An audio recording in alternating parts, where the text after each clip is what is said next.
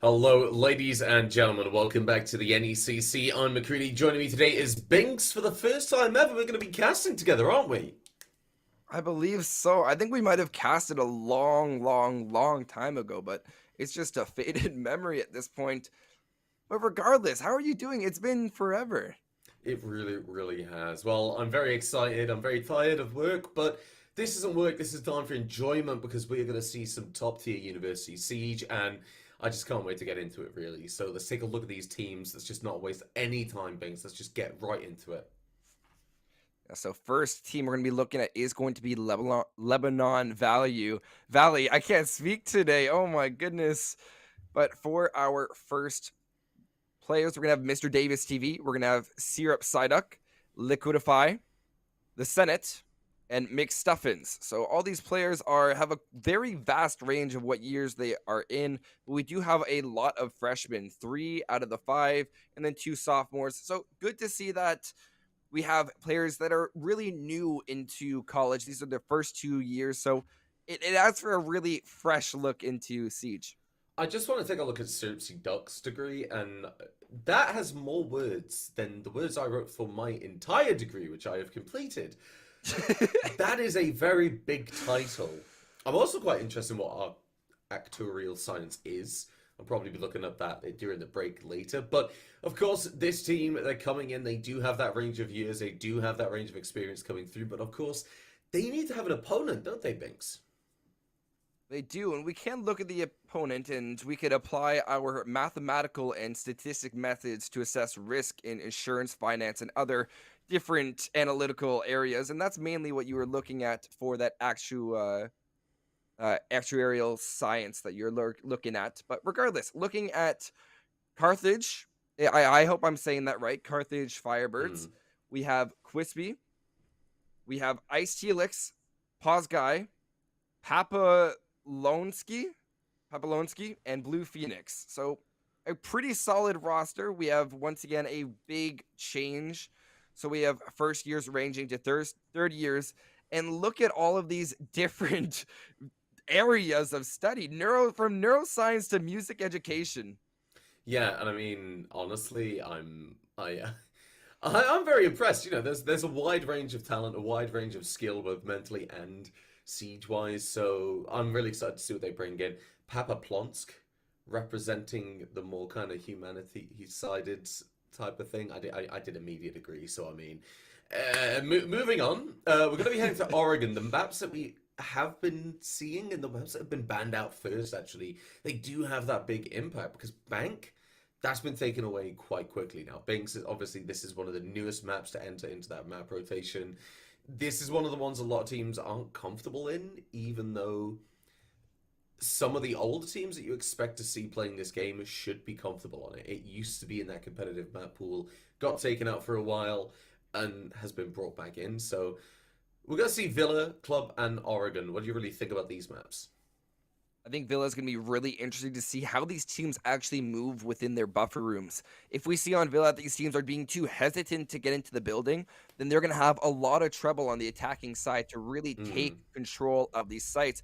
And look at that. We don't even have to speculate about banning, as Thatcher, Jackal, Mira, and Valkyrie are all taken off the board, and that does seem pretty standard. Yeah, it really does. I mean, these operators are all designed around that information, with the exception of Thatcher. You got to get rid of the information. You can't give anything. I mean, these buffer rooms are something you talked about. There are so many rooms around these objectives that you can have a lurker playing inside of, or you can have somebody ready to flank waiting in the wings. A little bit of information like a Jackal or a Valkyrie camera can really just upset that, so both sides really not wanting to take any chances. Now, a map like Villa, something you touched upon, Binks, is the speed. In my opinion, a very good attacking team that should win a round will have control of 90 within 40 seconds. Why? Well, quite simply put, that's where a lot of this late game push happens and a lot of the mid-game work, mid-round work takes place. If you have control of that 90 area, you have a lot of control over the situation. You can cut off these rotations. You can really start to pinch these defenders in. A good attacking team take control of that fast. They realize that's their win condition, in my opinion. Yeah, that is one of the really popular routes. And as you mentioned, it does cover those long hallways and those crazy angles that the defenders have to worry about. But to really assist that on a site like Trophy and Statuary, it's the fact that that 90 push is assisted from another area. You can see that they are also pushing to take control of both 90 as well as Astronomy, because when you take care of both those routes, you're completely blocking any rotation from site to site. Because Trophy and Statuary have the really interesting mechanic that the only connecting door is once again through another buffer room. And when I say buffer room, I just mean that that's a room that separates either sites or separates a window to site. On Villa, it was one of their key design mechanics that you have to jump through a window, clear Mm. a room before you can get into any single one of these sites. Yeah, and that's a big thing about this site that we're coming into. I mean, look at these windows: master bedroom, astro, bathroom. That's why we're seeing this frost come through. You can't just walk into a room like you can over towards study side, like you can on that first floor. You've got to fully commit. You've either got to commit to a gunfight with the defender or shoot down for those frost mats. Until all three are taken away, you don't know where it's going to be. Something that Carthage, I feel like they're going to try and lean into quite heavily. This is a map that really facilitates that style of play. Within the attacker repick, we see two key changes. We're going to see Mr. Davis coming over onto the Buck, as well as the Habana of Liquify switching over to the Ace. And there's a clear intention here. If they aren't able to clear the Kaid electric off of that wall inside of Master Bedroom, then they can either go below with Mr. Davis's skeleton key, spray right on up, as well as the Twitch could be able to shoot it off. But those cellar breaching charges are definitely going to give the attacking side of LBC a lot of capabilities when it comes to getting beautiful lines of sight towards Trophy. Oh yeah, they have that Twitch drone. That can just start opening things up. You look inside, you can't see that chaotic electro claw, so the core comes through. Yana, you've just been clearing that bottom floor. Get Mr. Davis in, get that Buck skeleton key going, start taking away that utility. Now, obviously, though, there is a bit of a drawback to this, and that is the fact that these defenders now know that there are some players down below. This means Portugal is going to be able to find the first kill of this series, taking away that Buck, but the damage is done. The Electro Claw being taken off the board. It's a little bit of a gunfight that you don't really want to lose at the very start, but it is one, unfortunately, the position that LVC have found themselves in right now. That wall will start to get opened up, like you said, being able to cut off the defensive movement, remove that freedom of movement that they have, and defenders really rely on a map like this. Liquify is going to push forward, but Ice Helix is going to be able to find another kill in favor of that defensive side. Carthage has done a really good job so far of keeping their players alive and really using the fact that there hasn't been any refrags. As the words escape my mouth, Liquify will find the refrag, and that's the Cade off the board. I don't think they were able to disperse their Nitro Cell either, so that's a really big piece of utility that is not going to have too much of a explosive impact on the round. Yeah, I feel like, realistically, you're not going to see that much impact, but with a minute left, it's going to be the numbers game. As we see Liquify pushes forward, is able to find a kill, takes away Quizby. 50 seconds left on the clock, and things have actually started to even things out. This first round is a massive pace setter for both sides, and if Portugal can find another kill, it could open things up almost entirely. Time ticking down. Defenders just holding the angles. That's all they need to do as the attackers, they start to move forward. Palsy guy, he knows, pushes forward, but the flank is there from McStuffin's able to find a kill, and suddenly that's going to be LVC wanting to start moving through, find these kills, find the position of push, but they haven't taken control of that Astro, that's only going to happen now. Ice Helix takes a little bit of that damage off of the attacker, but the plant's starting to go down. Blue Phoenix on the push, finds one, finds two, but the plant is already down. It's all down to McStuffins on their lonesome. Goes over towards Master Bedroom, looks for the kill, is able to find Blue Phoenix, and now the 1 versus 1 with time rapidly descending.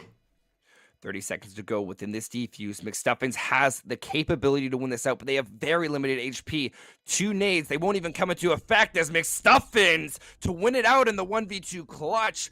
Beautifully achieved by LVC, and they, in a time where it seemed like everything was just collapsing around them, they still managed to pull it out. Yeah, they lost those first 2 opening gunfights. They really, unfortunately, they did stall out quite a bit in that late execute. I feel like Mr. Davis just coming through with that flank at the end of the round, that was what really opened things up. You could see Pawsey Guy was going to move forward. Pawsey Guy was going to ruin the entire attacking push. Oh, McStuffins, sorry. But McStuffins comes around with the Yana, finds that flank, is able to open up Astro. And Astro is such a key position when attacking this site. You need to have that anchor position because it's like blue on Clubhouse. If you control one, you can get a pretty good lockdown onto the other one, and it's why it's a very important position for both attackers and defenders. You can rotate very easily between sites. You can set up a very layered defense over towards that bathroom in that master bedroom side. That's something we saw coming out from McStuffins. We saw the rotation. We found the kill on Astro. We found the rotation all the way into Master, where they were able to find not 1 but 2 kills. Thanks. I think one of my favorite parts about that round was just the ability for most of the part, Carthage was able to just sit within the holes. We saw the late flank up from the Vigil. I don't know who was playing that. I think it might have been paused, but I'm not too sure. I was really interested to see, and there's so much potential behind that flank, but they just got flanked on their own. I think it was the Ayana that actually came up the stairs, and it saved the life of a lot of the players. But furthermore, I will digress on this point. I think it's critical that LVC improves on their drone game. They had 5 drones left. Sorry, not 5 drones. They had 8 drones left at the end of the round, and a good bit of them died within the pockets or were still in the pockets as they were dying on the side of LVC. Yeah, I feel like the information is entirely key. It's something we talked about, and it's something that you can see in that operator ban phase. I mean, look at the operators that have been taken away. Information is the name of the game, especially a strategic map like Villa that can go aggressive and mechanical, but a lot of strategy is required now. Twitch will be droning out very, very quickly. We see a very similar start for LVC. They get these players down below. There's a player in Memorial that they may or may not know about. Ballsy Guy, this is what we're talking about, these drone spikes. Yeah, if they aren't able to spot out this Goyo, that could be absolutely devastating for LVC. The first drone will come out, forcing Pawsey out of position, and they won't be able to find a single bit of HP to be able to inflict onto LVC. Instead, they're stuck on the rotate, C4 still in hand, and they'll have to claw their way back towards site in a hope that they don't have anything else to contend with. Yeah, and in doing so, well, at least you can see Pawsey Guy, you've taken a bit of damage, but you stay alive. That's an investment for later on the side of the attackers, but you can rotate back to site, like you said. You can be around for that late game, maybe head down below afterwards. That can make life a lot easier for this defensive side. But with it half the round gone now, starting to see a little bit of aggression coming out from LVC. A bit of damage onto the Finker. Will not be able to find that kill, and the Sim will come through to give up that HP and even things up. But the information, the Yana drone is coming through. This means Finker can go and get aggressive. Papa Blonsko is going to be able to find Liquid Philly and take them off the board. It's going to be finding the first kill onto that ace of all operators. You don't want to lose them. I don't think they were able to get their Selma breaching charges down, so they got their job done. But at the same time, an ace or any hard breach for that matter should almost never be the opening pick, because they're the ones that you expect to see at the back of the lineup. They're the ones that are on their drone until possibly the last 30 seconds of the round when they have repositioned themselves to go for a plant. That's going to leave a lot of pressure on the remaining players, especially Psyduck, who's on that Finka. Interestingly enough, not even with the LMG. So I'm interested to see if LVC has the ability and the time to claw this one back. Yes, but with the time, they've got to start pushing these Goyo shields, or not even shields anymore. They're coming in huge, but Mr. Davis has an answer of their own. Papa Plants taken off the board. The push comes through as we do see McStuffins start to take the gunfight. Blue Phoenix will fall, as will Mr. Davis, but only one of them will be dead and out of the fight. But 15 seconds left. Time is ticking down. You're going to have to go for the Finker Sim. Get that player up. Get the revive. Go for this push, but 10 seconds. Do you even have the time? Carthage, they're just going to hold the angles, and while Crispy will will fall, so will Mr. Davis. And, well, you just don't have the time to plant if you are that thinker. The pre-fire comes out. Carthage, they take their first defensive round.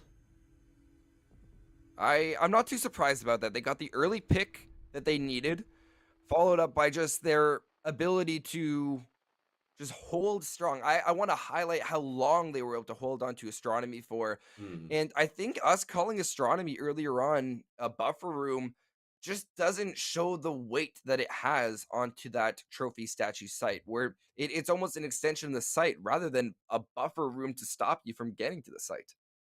Yeah, it's one of those positions where it's more of a linchpin to the site than that buffer room. It's one of those where if that falls on the attackers, they have a really good entry onto site. They can start pushing through.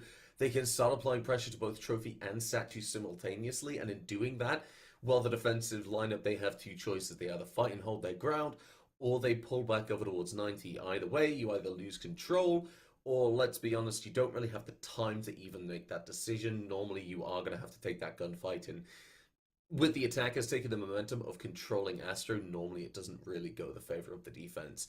Name of the game when we do come back to this site for Carthage is keeping control of Astro until the last 30 seconds. If they do that, they win the round. But obviously, Binks, well, they're going to have to go to another site because they've just won Trophy Statue. Now, all of the other sites are on the board, and we haven't seen any of them yet. So, what's on your mind? Well, I'm quite interested to see if they will go for the planes and games. And when they do, are they going to go for a planes and games with a mild extension? Because we saw the extension down below with the Hmm. Rome for trophy and statuary. But will we see the exact same nature? Because I don't think an extension below on the side of planes and games is going to be as effective as going for that horizontal extension. Because you mentioned 90, and especially on planes and games, 90 is the most pivotal position for the attackers. Yeah, it's one of those where I feel like a pulse can have a lot of impact. However, this is where we really start to see the impact of that Valkyrie ban. I mean, 90 is a must-have Black Eye placement. If that Valkyrie's off the board, like we've seen in a lot of games, that's taken away. A lot of teams don't really want to deal with the power that it gives those defenders. Because if you bring a pulse, that's a very heavy commitment to that utility, that UMP or a shotgun. One C4 just to give out that information. So a lot of teams tend to play that second player down below. That's a lot of commitment to the roam just for a couple of C4 kills. So a lot of teams they want to bring that Valkyrie, or if that Valkyrie's banned, they're just not going to bother. They're going to play the roam, have a player 90, have a player red. And yet again, this is where I expect to see a very fast take coming out of 90. If you can get control of 90, get control of red very fast and very aggressively, then you're in a very good position to win a round. However, the defenders, there's a lot of opportunities to still play this very, very sneakily ambush, ran around, rat play, even if you want to call it that. You have those opportunities on the board. It can go either way, but the team that wins this round is going to be the one that takes control. Yeah, I actually want to focus in on the red stairs hold, where we've seen some teams, Mm, especially at the higher level, actually start dedicating a Jaeger player in some cases, where they give them one ADS, they have some barbed wire at the bottom, and if you actually crouch at the right moment, you're actually not as vulnerable to landing. That's the area right above mm. the red stairs and to the right that leads into statue. If you just sit on red stairs, you can hold down below. You have the head peak advantage where you can see their head before they can see you on anyone challenging from below. And then you can swing from up above. That in combination with someone hopefully assisting, holding 90, that could be absolutely devastating. The amount of time that you can waste just holding red, it almost entirely shuts down a lot of attacking pushes when done correctly. Oh yeah, if you're able to hold those red stairs and having 90 with the support, well, it just really ruins everything. But attackers, this is where the actual control of 90, this is where it really comes into play. If you're going to put that pressure onto the 90 player in this hypothetical hold that we're talking about, you get that player on the window, you start applying that pressure, somebody's in Wolf, they're playing it very, very safe, very, very cautiously, they're aware this is a problem.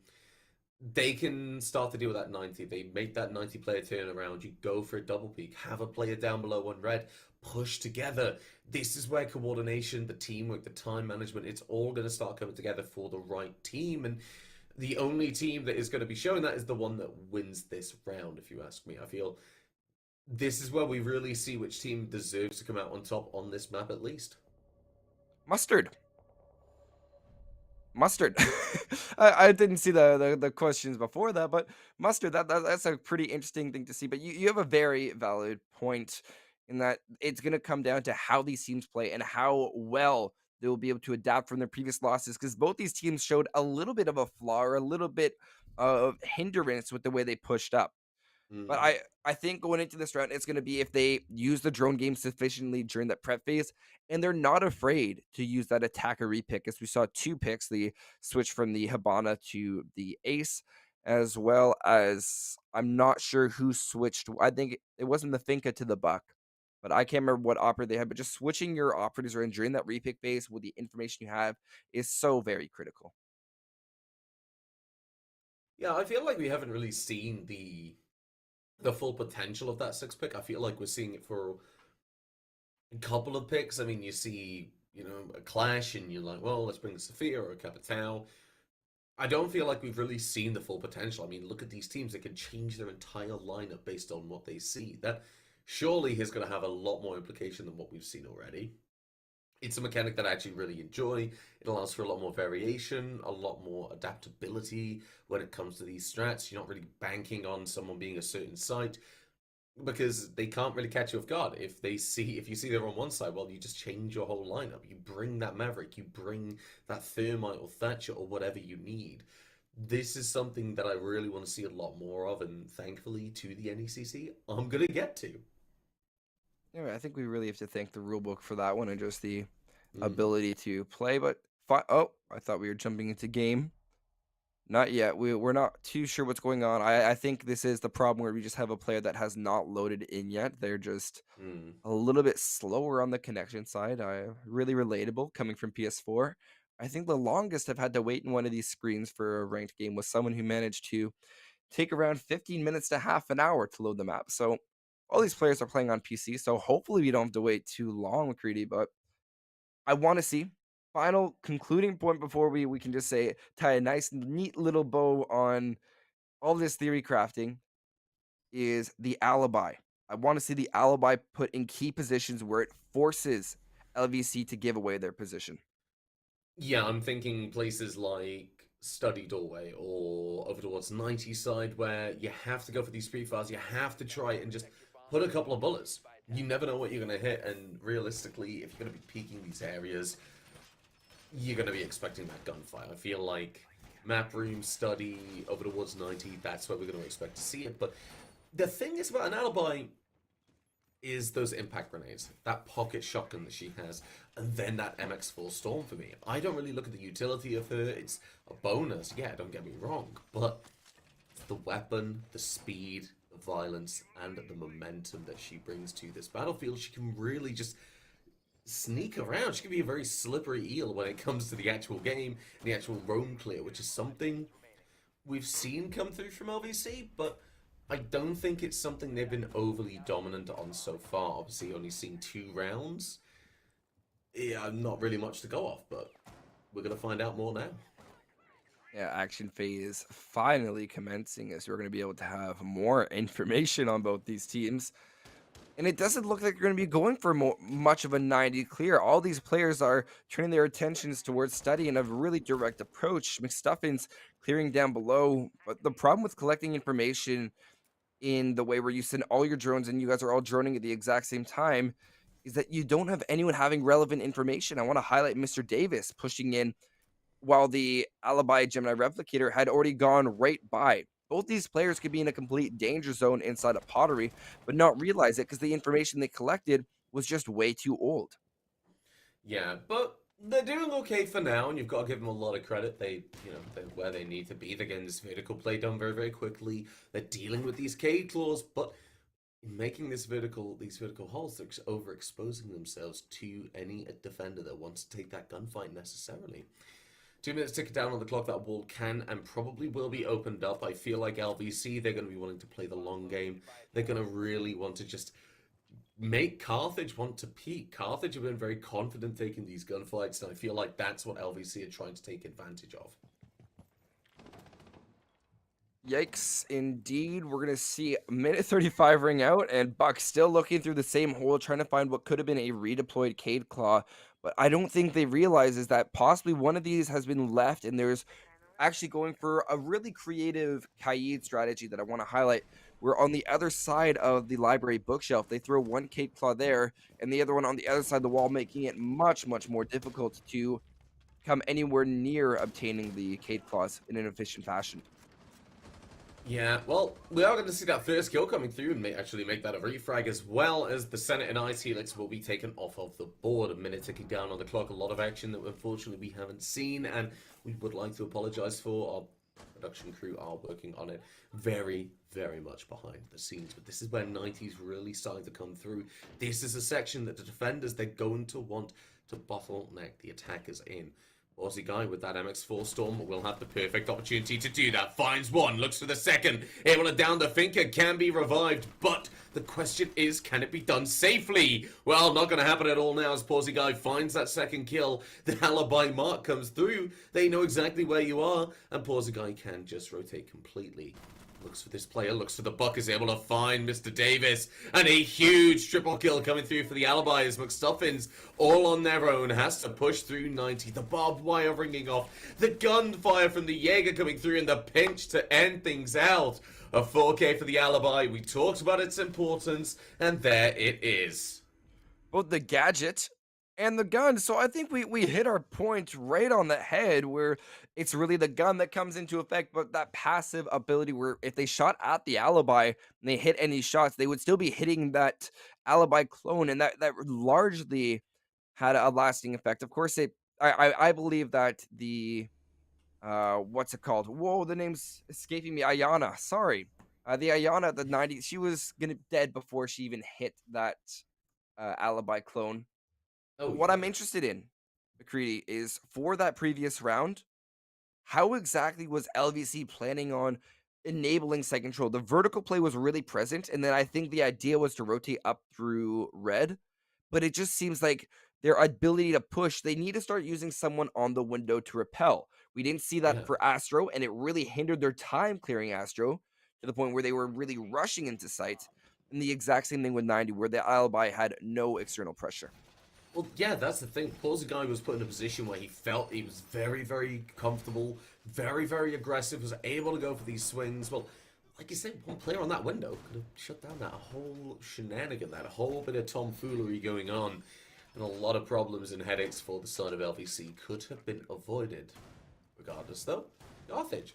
They're just going to take this, and they are going to be bringing out that pulse. A very interesting operator. I don't really need to explain why, let's be honest. We all know what a pulse does at this point if you're watching competitive Siege. But on the side Anyone of LVC... with a pulse could know what pulse does. Right, well, moving on very, very quickly. I low-key wanted to see an IQ coming out from one of these attacker repicks. I mean, we have Buck and Sledge. They do have that C4 potential, but with that IQ, you can at least start to deal with that pulse just a little bit better. You can go through, find that direct position. You at least know if he's looking at you. I feel like that's something you can't really take away. Yeah, that's a really valid point, and it scares a lot of pulse players. We saw that in NAL yesterday with the Parabellum versus Beast Coast match, where we had, I think it was Kool-Aid playing on the pulse, and they were constantly having to run around, and their cardiac sensor became more of a weakness than an advantage the moment that Beast Coast took out the IQ.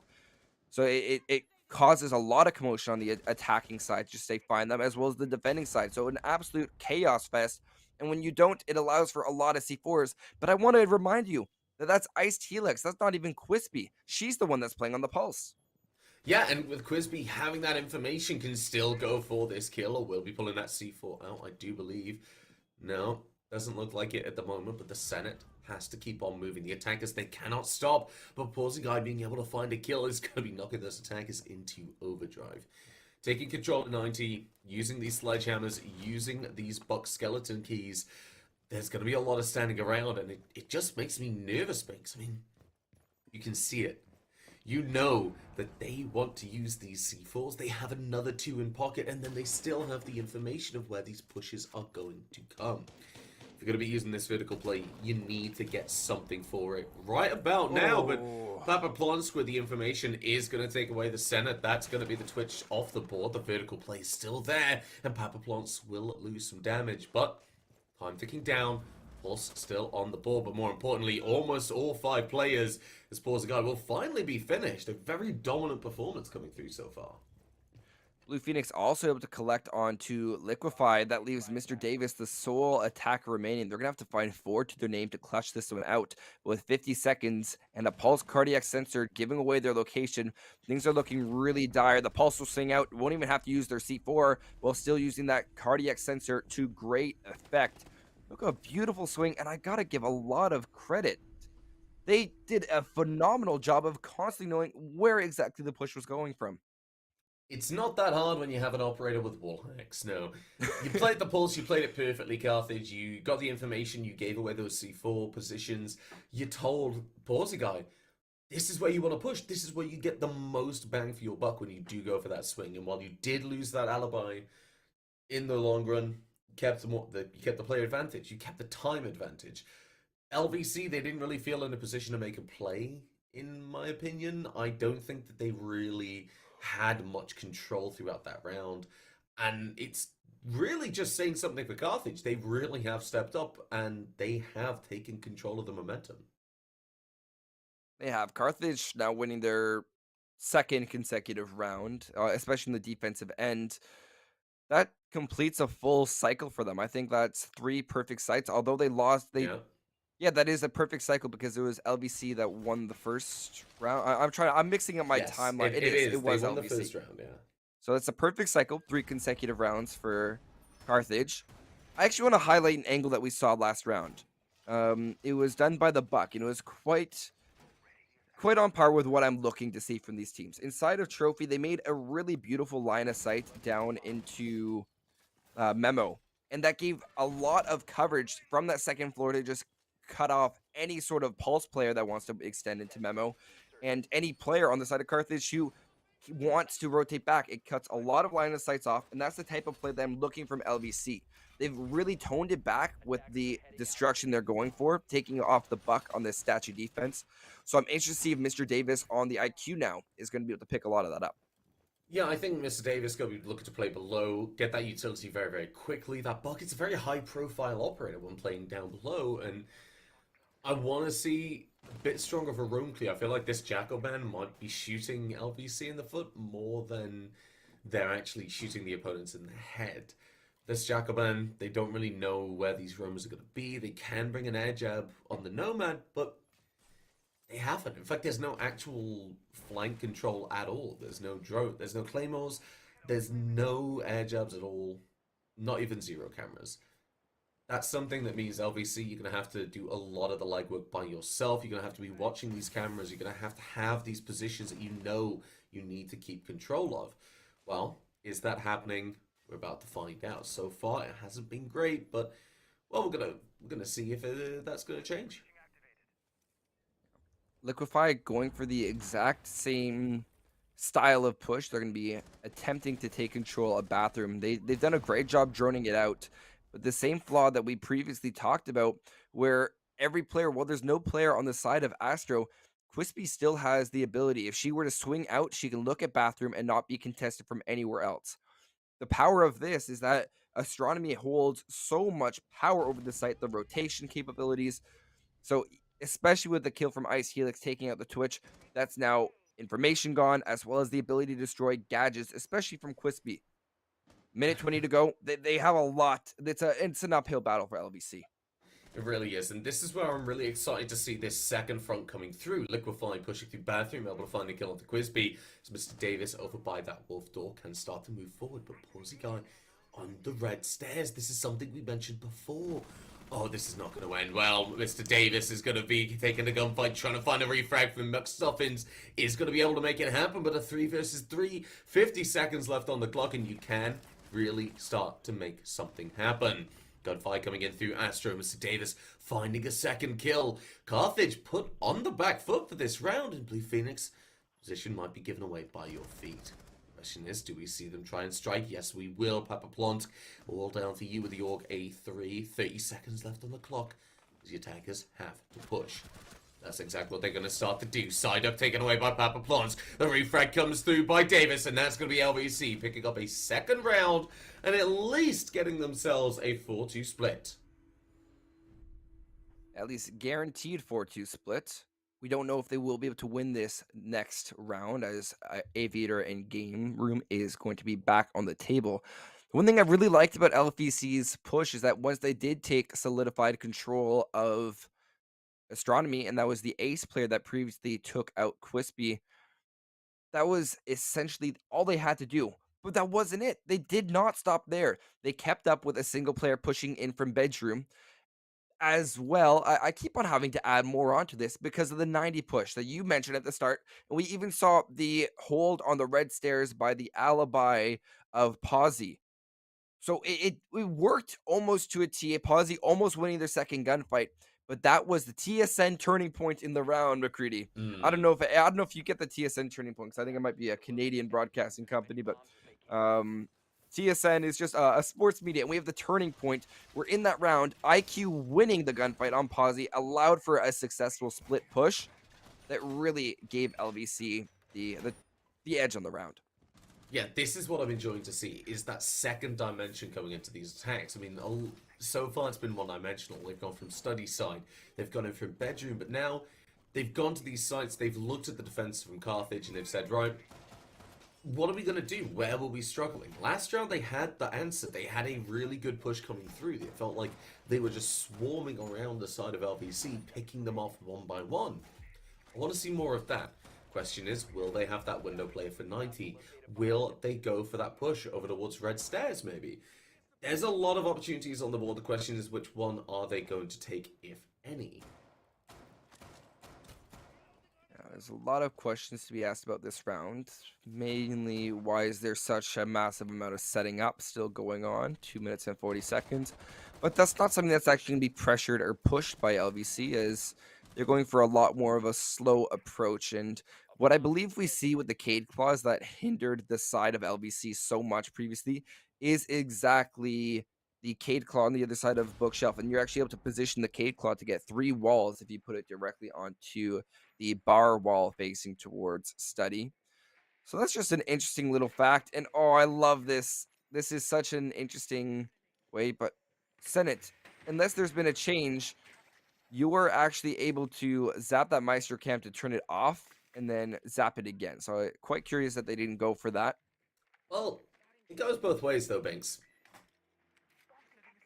The Maestro camera could also take away the Twitch drone, which is the case that's happened right now. And when you think about the utility on the board, when you think about the positions, that's actually a huge play coming out from that Maestro. Quispy now is going to be trying to take that gunfight. That wall has been opened up thanks to that Twitch drone, thanks to that IQ down below. And because of this, well, LVC, they're opening up these angles. But it feels like a very double-edged sword when I look at angles like these, because they haven't taken control of Study. All they've really done is they've given a lot of control and a lot of lines of sight over to Carthage. This can lead to a couple of problems if they don't have that second dimension coming through. Luckily, though, Psyduck, I can see you over on that window, and we do have Mr. Davis by Zombie Door. Liquify, though, doing the most important part of the round, finding that opening pick so Mr. Davis can start to push on through again. A minute left on the clock. The time management is good, but a double kill coming out for Carthage. Gonna lock them back where they started. Once the second kill, knows that this player is about to push. The question is, are they going to land the shots? No, they're not. Mr. Davis just getting away with it. Astonishing that will be the case. Not to mention the fact that we haven't seen anything opened up inside a vault. Mr. Davis trying to help out with that Ice Helix to find the frag instead, as finally this vault wall will be open. Using that Gemini replicator will give away the location of one of the players on the side of Carthage, as 2 huge kills for both Psyduck and McStuffins respectively will come out with 25 seconds remaining in this round. It's a matter of who will get this first initial pick. Yeah, they're going to have to start pushing. The player jumps into Vault. The player in Zombie as well. The gunfire starts to ring out. Papaplon's trying to land the shots.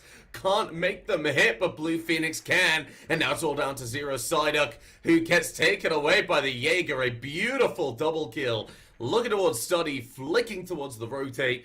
Closing things out, and a 4-2 split coming out for the side of Carthage. They will be going on to the attack, and in a very comfortable fashion, but you've got to give it to LVC.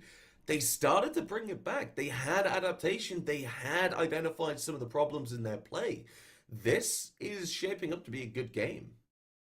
That's exactly what I want to see from these teams, especially with those adaptations you just mentioned about. One of the main ones we can talk about was the constant switch. I think Mr. Davis was constantly switching who they're playing to really adapt. IQ and the Buck had such pivotal roles.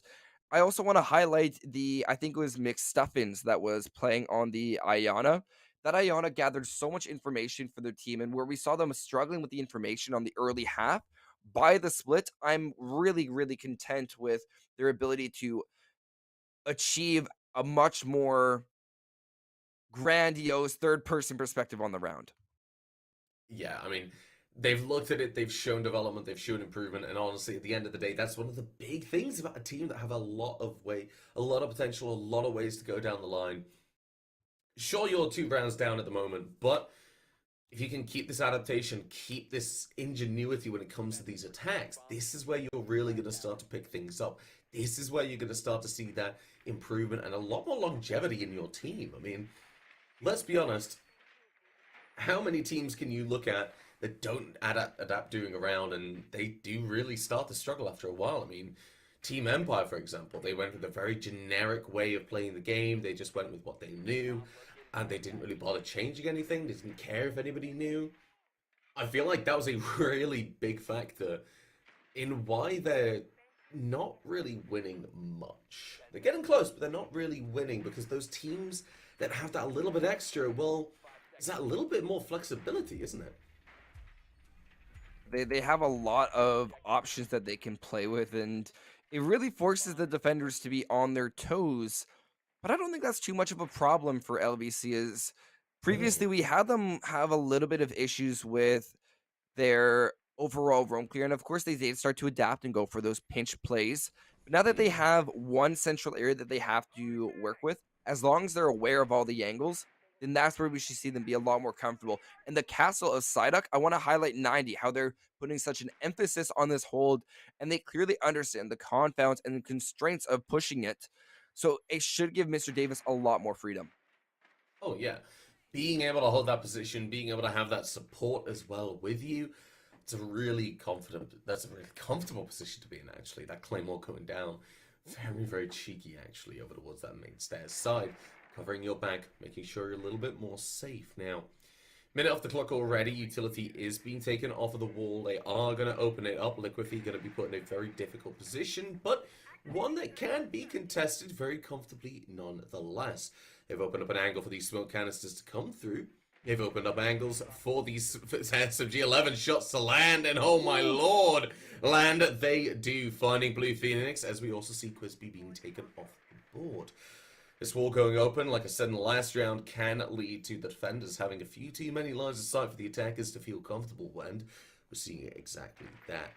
Looking towards 90, they still have control, which means Liquify can focus towards that study area. Something big has got to change. This frag grenade might just be it. It goes through. Papa Plonks, though, using it to push the smoke out of position. Looks for the gunfight, looks for the shot, just cannot land it. And thus, we'll be backed outside study yet again. Quite interesting that the players on the side of Carthage have not been able to go and take nearly as much control of site as they would have wanted to, as Psyduck is going to be able to collect onto, I think that was Quispy, the Osa. They are stuck in a really undesirable position, but this was a Mm. really one-sided push. They've only taken control of Study, and even at that, they are struggling to push beyond. Liquefy to take a lot of damage as Papa Plonsky or Plonsk is going to find their kill, but there's a double kill for Psyduck, all left up to the lone Something. They have one boost left within their pocket, and they are lit up just below 100 health points. They've made their way into bar. The plant will now be attempted as Senate has the C4 in their pocket. They have the ability to use it, but it won't even come down to that as Mr. Davis on the Malusi on the long 90 corridor will be able to win it out. Yeah, and we are going to be taking a very short technical break just so that we can try and fix some of these issues that we've been having. Yet again, we would like to apologize for them. There's not much we can do about it, but what we can do, we are doing right about now, actually. Now, that last round, I think you called it perfectly, Binks. You looked at, you said LVC. They struggled a little bit with getting that kind of third dimension, that second dimension to their attacks, that second tip of the spear, if that makes sense. That was something they struggled with, but when they went onto the defense, it's much more centralized. You'd have a couple of roamers playing around, but you could focus entirely on that main objective. that's what we done. They had a very nice setup. They had Liquefy ready for that breach as soon as it opened. They had a player on 90 covering their backs so that smoke could get aggressive, could go for these gunfights. What we did see, however, coming out from the side of Carthage, though, was the willingness to take these gunfights, the willingness to put themselves in harm's way, and really just stepping up to the plate every single time. Something I'm enjoying, something that only bodes well, and heading to Trophy Statue, I'm very excited to see how this round goes. I feel like LVC on the defense, this might be where things start to ramp up. Carthage might find a game on their hands. Interestingly enough, Carthage had a really strong start to the round, and it looked really promising. We saw the Osa of Quispy have the ability to just hold it on. And I love that Osa shield.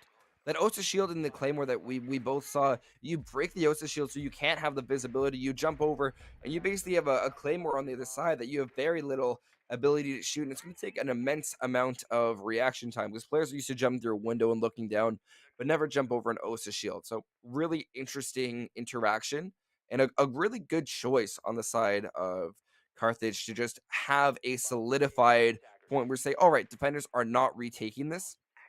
But furthermore, they have to continue with that mentality where they go take control of siding and say, all right, you guys aren't getting this. This is comfortably ours. But that can't be the only place you're pushing from. Once again, that repel through 90. Get into 90, you get into the entire push through red, and that's the round going your way from the inability of the defenders to have the freedom to rotate. Yeah, and it's just something that you look at it and it's so influential. It's something that you just love to see coming out from a team in the Uni League that, I will be honest, have a lot of work ahead of them. They do have their work cut out, but Quispy right now is trying to narrow down the amount of work that is right in front of them at this very moment. Finding that opening pick, taking away the smoke, that shotgun SMG off the board quickly. Oh, but don't forget about those three smoke cannons. They're taken away as well, and Crispy having a massive advantage for your side of the team. That triple wall already being open up, a very aggressive start from Carthage. We saw a really aggressive start last time, but it led to an overextension. Whether or not they'll be able to work off the opening pick they had is going to be up to debate. We're going to see the Senate take an immense amount of hit points damaged, so they will be able to re-heal with these Kona stations that the Thunderbird brings.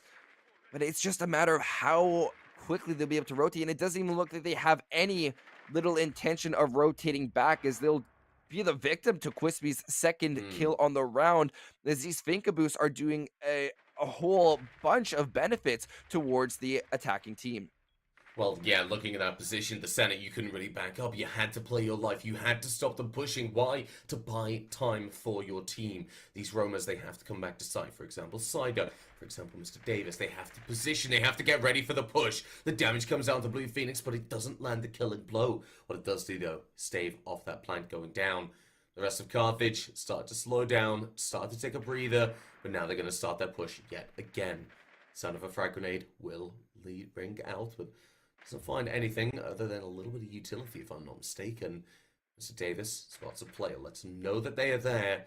McStuffins positions towards Astra. These are huge positions, but Ice Helix is ready, able to find that kill. Well, now things have opened up, can start moving forward. The frag grenade goes through, but Ice Helix finds another one. You're on fire, just call the fire brigade. The plane's starting to go down for a Pawsey guy, and now it's all down to Psyduck. You can go for the swing, but the defenders know where you are. They're going to be going for that swing, and Papa Plonsk takes them away. Whisks the round in favor of Carthage. Very well played post plan. I know I said the defenders, but when that plank goes down, that's what you become.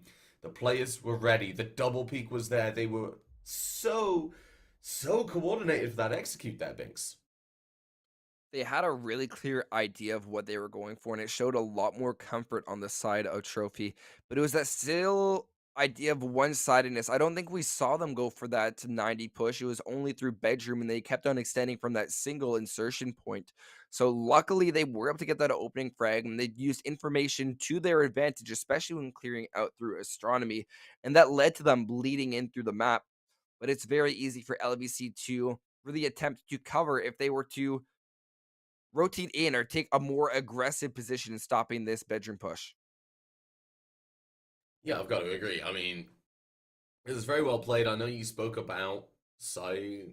Psyduck not going for that stim, but you couldn't in that position. It was a very difficult position to be in, but sometimes it's the rule of Siege. You gotta say, I'm gonna have to play my life here. I've got to stop this push coming through. I've just got to buy time. I don't even have to get a kill. I just have to buy time for you guys. Because no matter what happens, then you have a lot of opportunities. You can head down below. You can get the C4 off. You can position yourselves for a crossfire. A lot of damage can be done.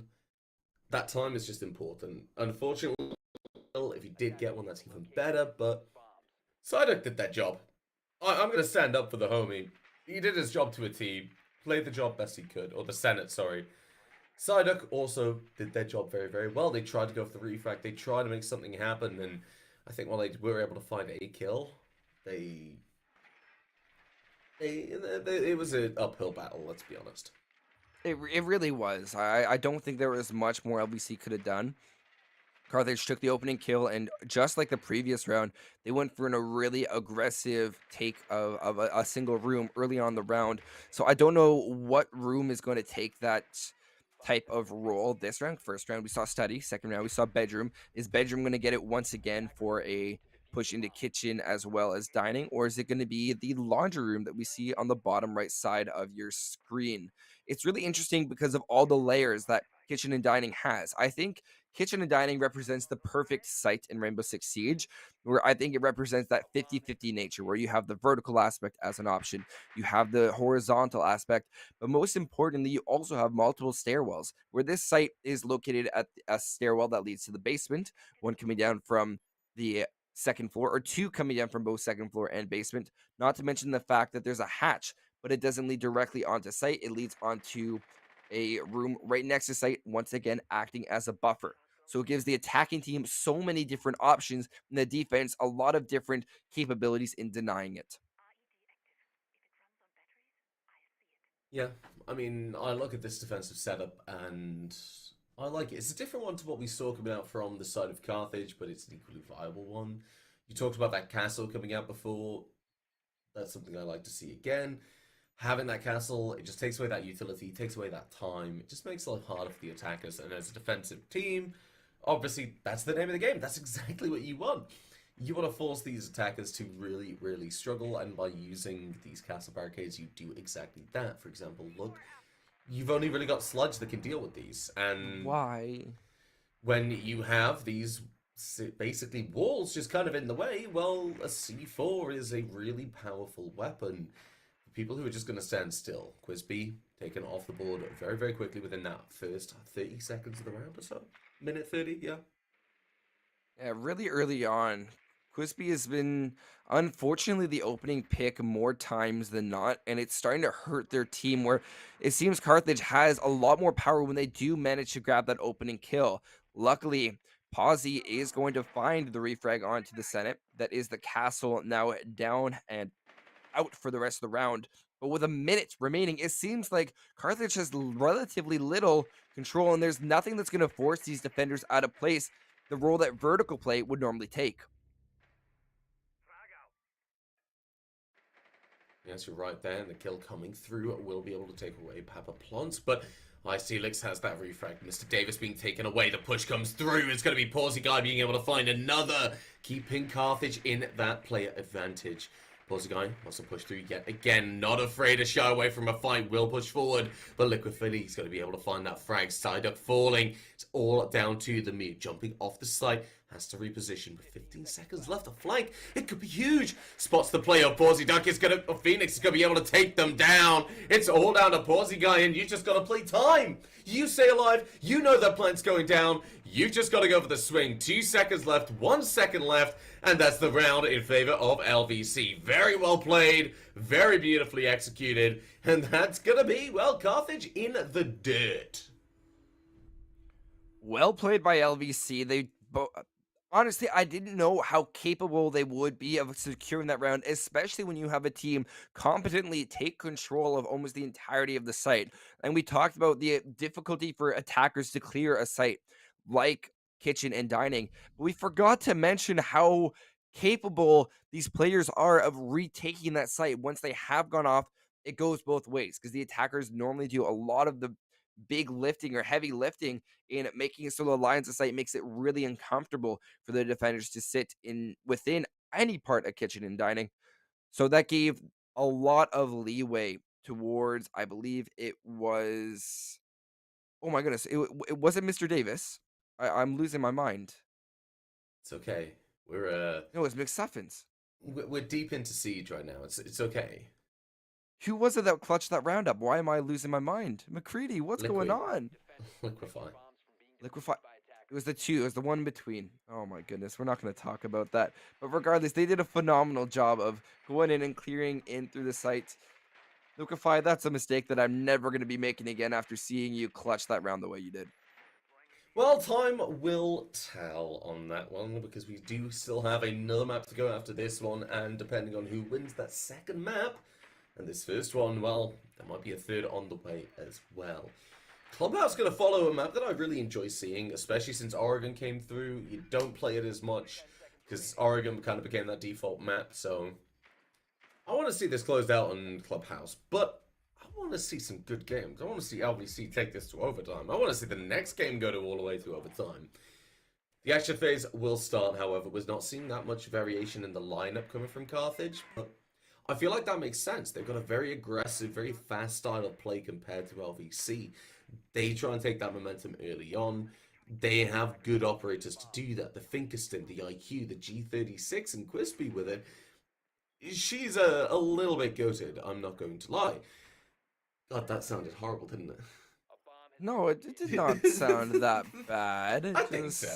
All right, well, you're making me feel nice, but still, a very aggressive lineup, a very, very good team to take a lineup like this. The big problem is, though, McStuffin's on that roam. It's going to want to cause some problems. We'll be playing down below, but those Astro stairs could cause a lot of problems, and we've already seen it in that very first round, haven't we? We really did. The ability to flank, the ability to just take a key position. Posy doing a phenomenal job of taking that Sledge's breaching hammer and causing chaos and destruction all over the map. My one criticism, however, is the inability to go and break the castle barricade early on, as that just eliminates one of the rotation possibilities, as bedroom doorway is going to remain closed. Posy on your left, you cannot miss out on that Jaeger kill. The buff will come out as Papa Plonsk is doing a phenomenal job of just being ready to help their team out in any capability that they do require. But with a minute and 25 seconds remaining, Carthage has done a phenomenal job and they're already eyeing up 90. That's going to be the pivotal part of the round. Yeah, I want to see them start to take it a little bit more aggressive, though. Needs to take control within these next 10 seconds or so, because otherwise they run the risk of getting bogged down. And that's what LVC want to do. They have this MP5, they have McStuffins able to find that kill, they can start to slow things down for Carthage, and that's exactly what needs to happen. 1 minute left on the clock, they've got to start pushing on the attacking side. Frag grenades will come through, Mr. Davis gets a push, will be taken away by Pause, guys. Sledge on the entry yet again. Very confident, very happy, and most importantly, very, very accurate. McStuffins on the flank will be able to do a little bit of damage. Looks at the finish of the kill, but isn't able to get it. Phoenix and Plonsk getting one of their own. It's all down to Liquefy. We saw earlier a huge play coming through, and we might see it again as one kill goes through. First smoke canister will start to tick down time. 30 seconds on the click. Liquefy doesn't see the attacker, but they are seen. Shots come through from Helix, though. That's going to be able to find the round and give Carthage that match point they so desperately want. They did a really good job, and where we saw flaws within their first attack aimed towards Aviator were definitely corrected, where it wasn't as one-sided as we once thought. It was a push, and a same convincing push through study to give them the control they wanted, and it was in combination with the push coming in from bedroom. So when those two ideologies come and work in perfect unison, and I can guarantee you that the communication on the side of Carthage was exactly where they wanted it to be. It allowed for a lot more freedom within their push, as well as look at the 90 control that they were able to maintain. The moment they had that 90, it seemed like everything started to fall into position for Carthage. It really did. Like that, I know I keep harping on about it. I'm a broken record at this point, but we are, but it's so essential. Important. You saw how that round crumpled as soon as that 90 control was taken. we could see Guy able to get that long control. Suddenly, the rotation potential for McStuffins to come back to sight is gone. Has to rotate the red stairs, has to try and make something happen. And that's where the mechanical skill came through. Carthage, they identified what they needed to take control in that round and get it back in their favor. They took control of it. They did very, very well, and I can do nothing but credit them for it. But LVC, on the flip side, let's not get a little bit too hasty. This is a team that did a really good job starting to bog them down. For the first minute and a half, they really put Carthage in a difficult position. I didn't expect Carthage to be able to bring it back, which is why, I'm going to be honest, Binks, I'm really enjoying this game.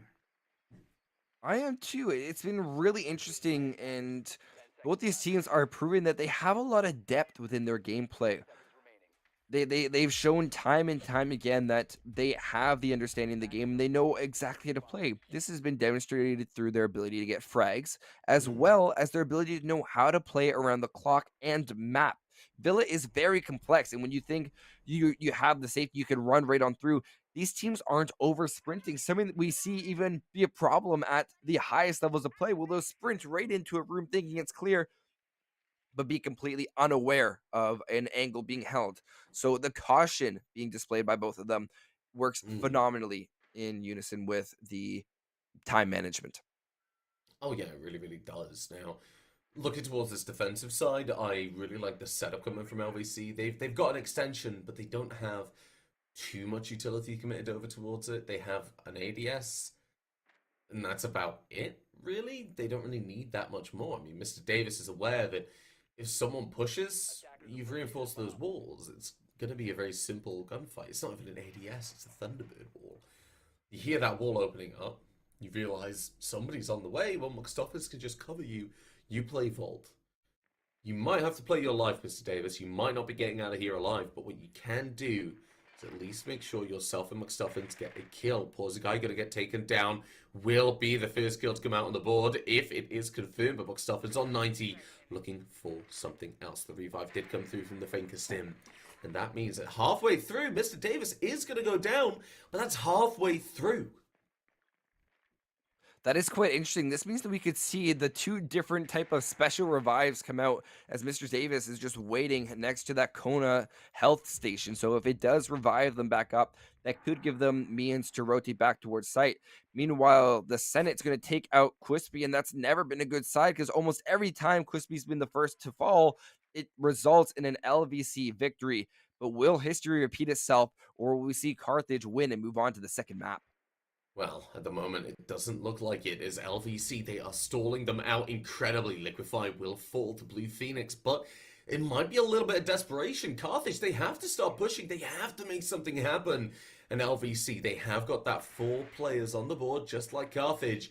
But they've got one little extra thing, that is time. And the fact that they've cut off these 2 attackers. They're rushing, pushing forward, finding the kill on McStuffins, just to get over towards the rest of their team and not risk being cut off. The Senate, very aware of this one player, will be able to do some damage. The plan starts to go down. Papa Plons covering the flank will find a killer. Senate's able to take away Palsy. The plan's going to go down.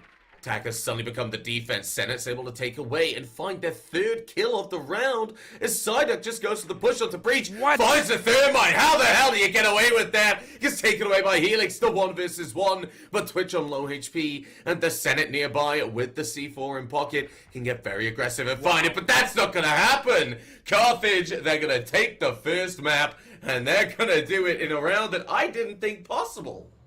They should not have been able to win that. There was a lot of kills to be desired on the side of Aviator.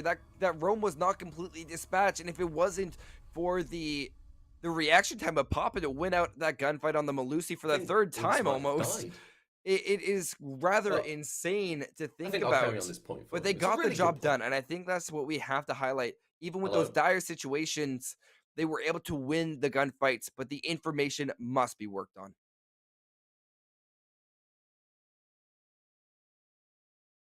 Hello, I think we might be having a few Hello? technical issues here.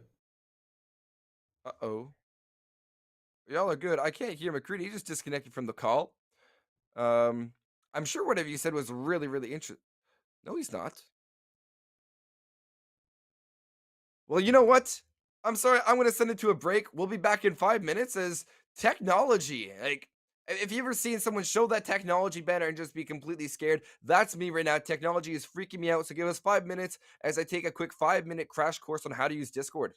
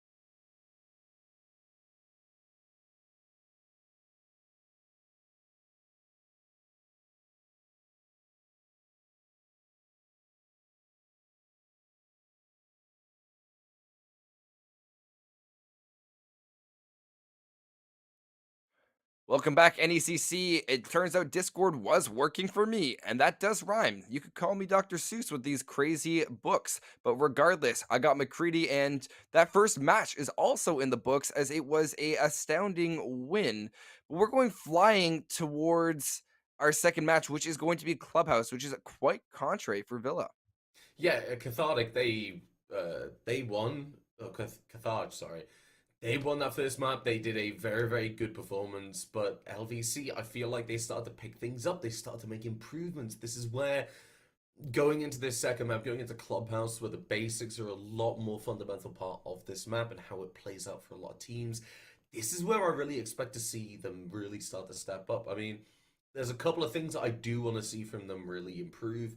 That's going to be stuff like flank watch and just having that kind of presence of mind about possible flanks and such. But that's something we're only going to Clubhouse. It's a very default map. When you look at it from the strategic level, a lot of teams they want to go with the very basics. They don't want to go that far out. But with the attacker repick, well, a lot of teams have taken that freedom, haven't they? They really have, where they spice things up. We aren't actually at the pick phase yet. We're gonna have to deal with some bans, and I think we could Mm. see exact mirror bans. LVC did struggle early on with the ban coming out onto Jackal, but they will stay true to their word and stick with that Jackal. The only remaining two are both Mira as well as Valkyrie. The main switch I can see could see a possible Thunderbird ban, but that's all up to speculation. Yeah, I feel like the mirror coming through though makes a lot of sense. You're looking at it from an attacker point of view. That mirror can cause a lot of problems. You look towards gym bedroom, you look towards that bottom floor, towards cache, CCTV. There's too many positions as a defender that you can put it that will really slow down your push. So really not surprised to see the whole team just being banned out like last time. We're seeing everybody being taken off the board. That was in the last game, you know. Thatcher, Jackal, Mirror, and Valkyrie, they're yet again not going to be able to see any play in this game. Yeah, I'm not too big of a fan of banning out the exact same when it seems like in all reality, the players on the side of Carthage could be making do with the mirror. But look, this is an interesting pick. So instead of the mirror, you're going for thermometer, which is a sub out. I think it was who was it that Quispy that did get subbed out in between map 1 and map 2. So an Ooh. interesting pick, especially for thermometer or thermometer, depending on where you're from. To take the clash. I don't know how much I like it, but it will definitely be a thorn in the side of LVC. Oh, yeah, 100%. It's an operator that I expect to see a six pick coming out from. I expect to see a frag grenade operator being brought out. Maybe not Yana, maybe not Maverick, maybe that Sledge. I expect to see Capitao or Zafir to try and deal with this. It's one of those operators that you gotta have a counter for. You can't go in there and just, we'll hope for the best. You've got to have a game plan for whenever you see that clash on the board. You've got to say, right, I'm going to take this operator, me, and say, Liquefy. We're going to work together. We're going to deal with this. Liquefy bait. Mr. Davis, for example, just come around and flank or catch them off guard. That's the kind of coordination I want to see. This is where Carthage are really going to push LVC and show that they deserve to win this map. I mean, we saw that they deserve to give a good game, and that's exactly what they've done on Villa. But now we're going to LVC's map pick. They've got to have something in their back pocket if they want to be able to win this map and then Oregon as well. Yeah, it seems like a really long journey for LVC, and especially thinking about Oregon all the way down the line if it is a possibility. I actually want to talk about the actual site selection of going to gym and bedroom first. It seems like they're going for this hold, but not in the I want to say classic way, but more common way that a lot of teams have opted to go for a gym bedroom hold, which is extending out into the CC. It seems like both construction and CC are relatively untouched, and that is really, really worrisome on the side of Carthage.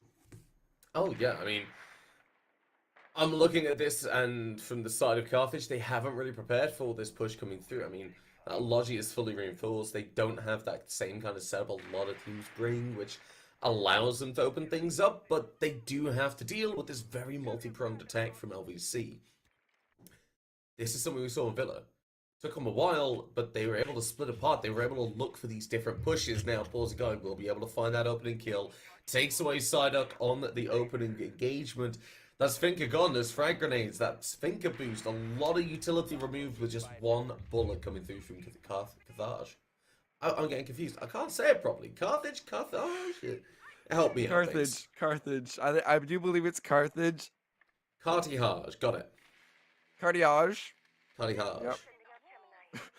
But regardless, we have a nice little screenshot to share with you, and a picture is worth 1,000 words, and I have to wonder what image this is conveying. Oh, we have a little bit of movement.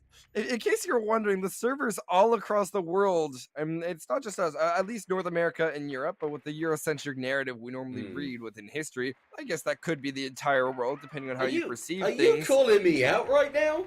No, Eurocentric narrative is just like World War One, World War Two. Is calling me out. Well, you know what? Your Discord crashed. I said I had to take the 5-minute Discord lesson, but indeed it was you with your Discord being crashed. But with our next freeze frame, it looks like it's going to go the way of the defenders as the Kais swung out. We saw, wait, what? I don't even know. It was the Clash that made the really cool icon. It looked like that shield did work out, but we have another 10 seconds as it looked like the stream has stabilized. Right, Binks, let's break down that round, buddy. Take it away. No, you guys gonna say the same thing to you. Well, simply put, looking at it from the defensive point of view, the way I expected that round to go out, because obviously there's a lot of speculation going to be going on about what happened Really, there. I couldn't tell. The Clash played very, very aggressively, didn't let these players push through, immediately had the support of another player. I believe there's Iced Helix supporting them. Liquefy got taken down, that diffuser was dropped, and there was very little the attackers could do apart from jumping into this Clash and Cade combo. This is the coordination we were talking about. I mean, looking over towards that gym bedroom, that window, if you open it, sit a player down, that Clash suddenly becomes a lot less powerful, but you don't deal with them. That's the thing. They're not done.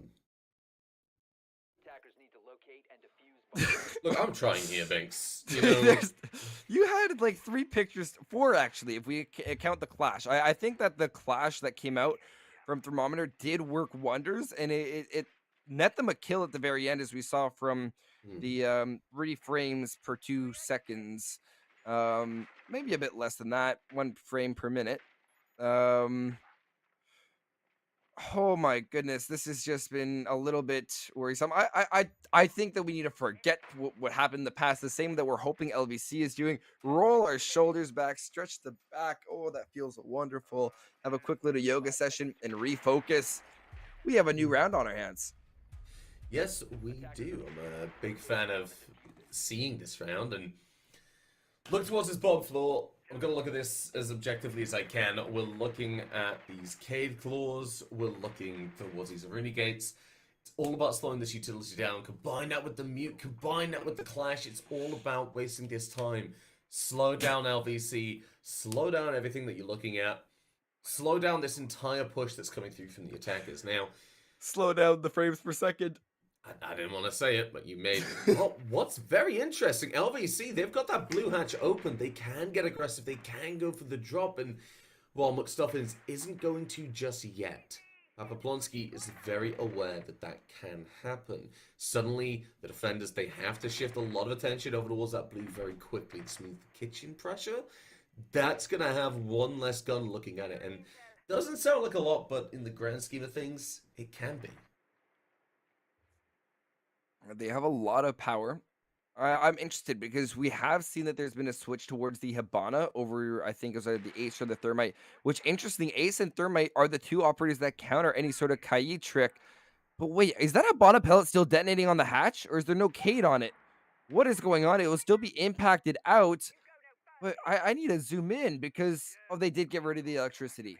But there's a second claw from Iced Helix. That's a phenomenal denial, but it won't change the fact that the Clash will have relatively little impact on the round. It's going to be the Maverick of the Senate to be able to take them down in quite an efficient manner. Yeah, I mean, being able to find that first kill, that clash, it's something we didn't see in that last round. It's something that really needed to be brought through. Very nicely done coming through now. Pepper Plants can play that blue a lot safer thanks to that bulletproof camera, just giving you the information. The audio of the drop can help so much as well. That first kill, though, for obviously, that's the massive opener on the board. They have that, they start to roll with it. Blue Phoenix, though, on the flank, can cause a lot of problems. Coming around from behind, could catch this buck. If you do that, suddenly the pressure on Blue is alleviated. Blue Phoenix starts moving over towards Kitchen. Unfortunately, it looks like they are going to be taken away, but actually, it's going to be Ice Helix finding the Senate, takes away the Maverick, takes away the frag grenades, and while Mr. Davis is going to be fragged out as well, well, that just puts us into a 3 versus 3 situation. Blue Phoenix also falling. Vertical pressure is there. McSuffins will have to look to get onto this site at some point. 30 seconds, diffuser down. And LVC looking a little disjointed. I think that with 20 seconds to go, they have to get this defuse down, and we're back for the dying seconds, the most exciting time within the round. McStuffins will go for the initial push in, but it's Psyduck to be able to find the kill. Ice Helix also down on the ground, now down to a 2v1. Papa Plants has to find this defuser. He's going to swing around with decimals remaining the round. Plant will be successful. Swinging out, he'll find the head of one. All left up to Mr. Davis. He has to find this kill, but he has more than enough time. Swinging out, the recoil will be just too much, as Mr. Davis on the buck will win it out. It's going to go to a 1-1 scoreline. Yes, the buck is going to win the gunfight of recoil, which is apparently how it works at this point. And very nicely done, getting that play down at 2 versus 1. Honestly, the refrag was there, and that was what LVC needed. That first kill coming through, that opened things up. That said, okay, well, now that we've got this, we can start moving. Now that we can do this, we can start getting onto site. We have that little bit of a buffer. While you do see Blue Phoenix going for that flank and able to find a kill onto, say, Mr. Davis, you keep playing that numbers game, and eventually it's going to come up LVC. Very nicely played, CCTV cash room, and yet again, this clash is going to be an issue. Paired with the Wamai, this could be a nasty Rafters combo. I like that you bring that up. Raptors is a really pivotal part of CC and Cash, and with Maverick on the board, it makes it that much harder to defend. You want to make sure that you know that there's no one coming from your doorway down below or watching from a hole that's been made in garage, especially when you consider that it is a guarantee, or should be a guarantee, that the Senate will have the ability to open up that CC wall and just wreak absolute havoc. And this should all happen within the first 30 seconds of the round. Yeah, it really should. Although, the thing is with Rafters is, depending on how it's played by the defensive side, you can either make or break a round with it. If you control that garage, well, there's 1 or 2 ways that these attacks really go. The breach gets opened, and then the attackers go for construction or garage. If you hold that garage, well, suddenly you have to deal with one of those 2 eventualities. Now, it's a very good position to hold. When you look at the utility that's been added, and... What utility? They just blew it all up. Yeah, and destroyed by Thermometer. It's a really good position. You can look towards construction, you can get a crossfire with your red stairs player, you can cover that radar window. Then when you look over towards the actual garage itself, you can have that Wamai put down and put down more utility from the ones that was just wasted. Deal with that garage door, deal with these players down below. A lot of opportunities are here for Carthage, and I feel like they're really going to try and get the most out of LVC. Yeah, I'm curious. We had 3 players waiting. Liquefy on the Thermite, so it could be that they're looking for the Cade Claw. That is quite curious. You should never, ever be going for that Cade Claw. Or possibly that grenade, for matter of fact, because that's going to be thrown a little bit too far. I don't know if they're looking to find that Cade Claw still, but you... Oh my goodness, no! So, there we go, boys. Ow. First frag coming out in favor of the Maverick, it seems, but also onto the Maverick. Mr. Davis, though, heading down below. Liquefy, Also get these Cade Claws. This is the big thing, though. Look at where these Cade Claws are going to be. That frag grenade was kind of make or break for the attacking side. This the frag grenade can't get it. Well, the frag grenade can't get it. Want to know why? The guy with the frag grenade is dead, simply put. The position of those K claws, they're very, very difficult to get. You need to go down below to get one of them, but Blue Phoenix down on the flank is able to find a kill. Mr. Davis has to try and chase a refrag. He might be able to get it, but the damage is done, and Blue Phoenix is going to get away. That's going to be 2-player advantage to the side of Carthage. I'm just going to let you say it. Side of the Carthage. defense. Carthage. So And Carthage has done a they've- phenomenal job on this defensive end. They've And drawn look, Liquefy. what? Where's Liquefy? Look, they have stolen Liquefy. They've dragged them all the way to main stairs, all the way to try and go on this roam clear, and suddenly the defensive setup have time to adapt, time to adjust, and we're going to see LVC. They're going to start moving into some of these choke points very quickly. They don't have time to deal with utility, to open walls. They're just going to have to push. Not to mention the fact that Blue Phoenix is all the way on the side of Strip Club, making their way towards bathroom hallway and into that bathroom currently. That gives them a lot of freedom to push through bar, and they're going to be on the flank consistently. 30 seconds to go. We're going to have the clash of Thermometer, who's not been dealt with, having to deal with the bulk of the information giving. And if Cade had the ability to rotate one of their claws, they can shut down this entire push. However, that will not come into fruition as Liquefy is just gunning towards the site. Wall open, that's another angle to be held, but it was a mute jammer. They swing in, they will successfully open up the wall, but eventually finish off. It gives a little bit of life towards their team, but a plant just is not in the realm of possibilities as Pop-Up will find their kill, as well as the mute, I believe, at the top of the stairs. Yeah, being able to just shut things down, it just made life that little bit easier. Honestly, it comes down to these opening kills coming out. That frag grenade, unfortunately, there's not much you can really do. It just didn't end very, very well. It happens to the best of us. That's all I could really say. Unfortunately, it's one of those where with the Cade on the board, that Maverick was a round loser, unfortunately. You got to look at it from the side of the defense, though. You take that, you do not complain, you roll with it. And that's what they've done. They had these players down below on the roam ready to deal with them. They had all these players in the positions they needed. And most importantly, the biggest threat to that defensive setup had just removed itself. They didn't even have to peek. Okay. So I actually want to highlight that Cade Electro Clock. So I think we talked briefly about the positions. I'm not sure if you can even shoot it from down below or get it with the nade because those K's are tucked in where those TV monitors were seen, as well as at the top of right stairs, which means that from below you can either try to throw a a nade through the drone hole, and that actually would have taken out one of those Cade claws.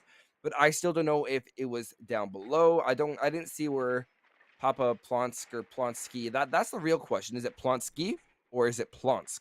That's the one that I will never know. I'm going to go with Plonsky. I feel like it just kind of...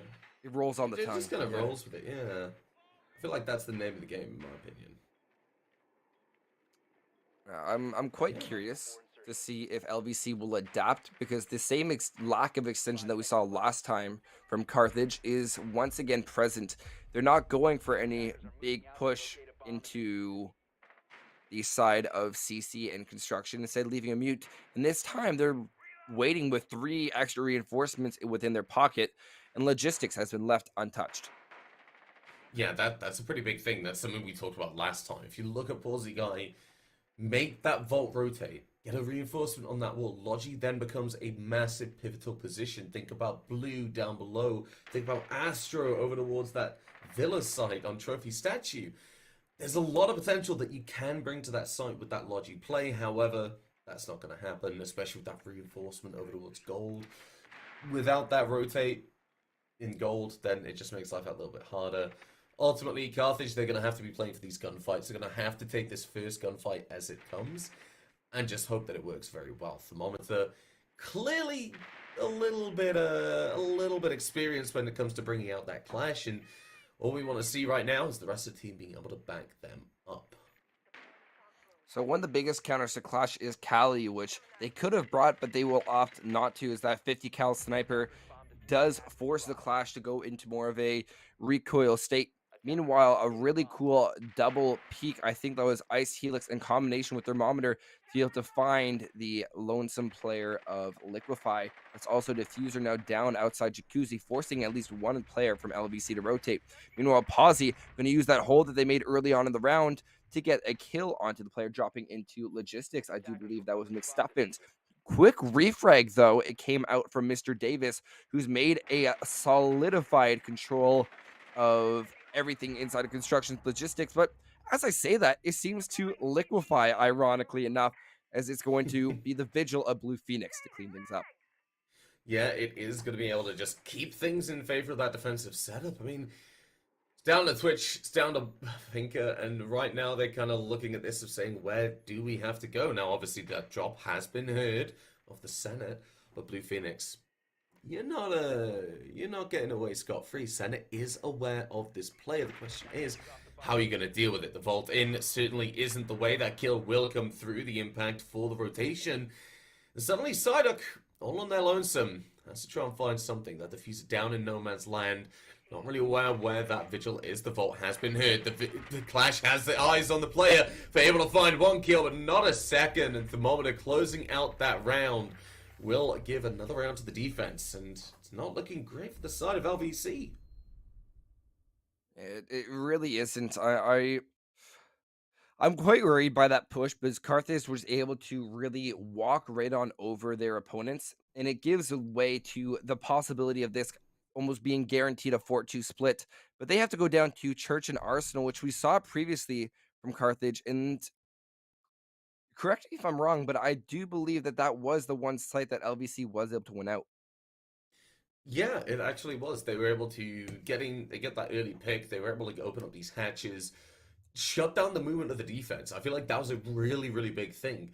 LVC haven't been applying enough pressure from multiple angles. I mean, they've tried, they put a really good effort into doing it, but unfortunately it hasn't had the results they want. So looking towards that basement round that they won, they got that opening pick. Suddenly they were able to just overwhelm the defense. And I feel like that's where they've been missing that trick on the other sides. Yeah, waiting to hop into this round. As I say that, we will finally be able to stop our theory crafting for once in the series and have a little bit more solidified statistics to work with, or maybe physical setups to see. I like the Goyo pick. I don't know if we've highlighted that yet, but the Goyo brings a really interesting aspect where the attackers, once they open the hatch, will have to disperse of that Goyo shield.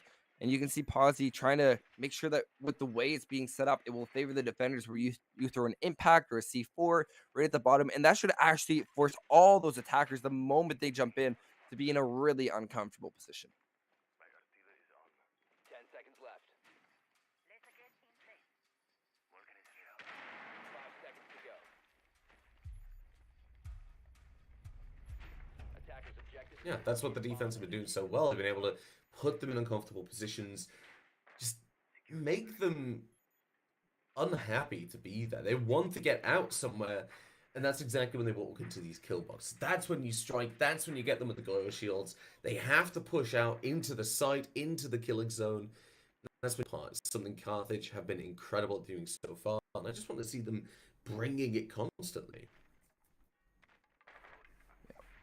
Another highlight is the K trick that we're actually seeing observed by Ice Helix. I don't know if they picked it up last time. It does look like, it's very hard to tell currently, but Habana already doing great work as we see her actually being the designated person to clear out into Dirt Tunnel. You would normally realize that it's actually the Zero that is using their secondary hard breach, but in this case, they're really just opting to go for a clear onto kitchen. As Habana's really responds for both of those, and that's quite curious, as these are some of the locations where you see that it is the secondary hard breach that comes in as the most essential way to get things rather up close, and then you use the Habana for those far, long, complex holes that you're making. I'll be honest, one thing that I enjoy using on that kitchen hatch is that ace. If you put it to the side, then it can actually trigger without hitting the electrification. Well, talked about that secondary hard breach coming out from Zero. That's just not going to be happening. The C4 comes through from the player of Porzigay, and that just causing some absolute shenanigans. Now, Clash down into a tunnel. This is a massive problem for the side of LVC. Dirt is normally used as a very fast and aggressive push. It's held normally by a smoke, and you can at least get a kill out of it. But with a Clash holding that position down, that's time wasting. That's passive damage.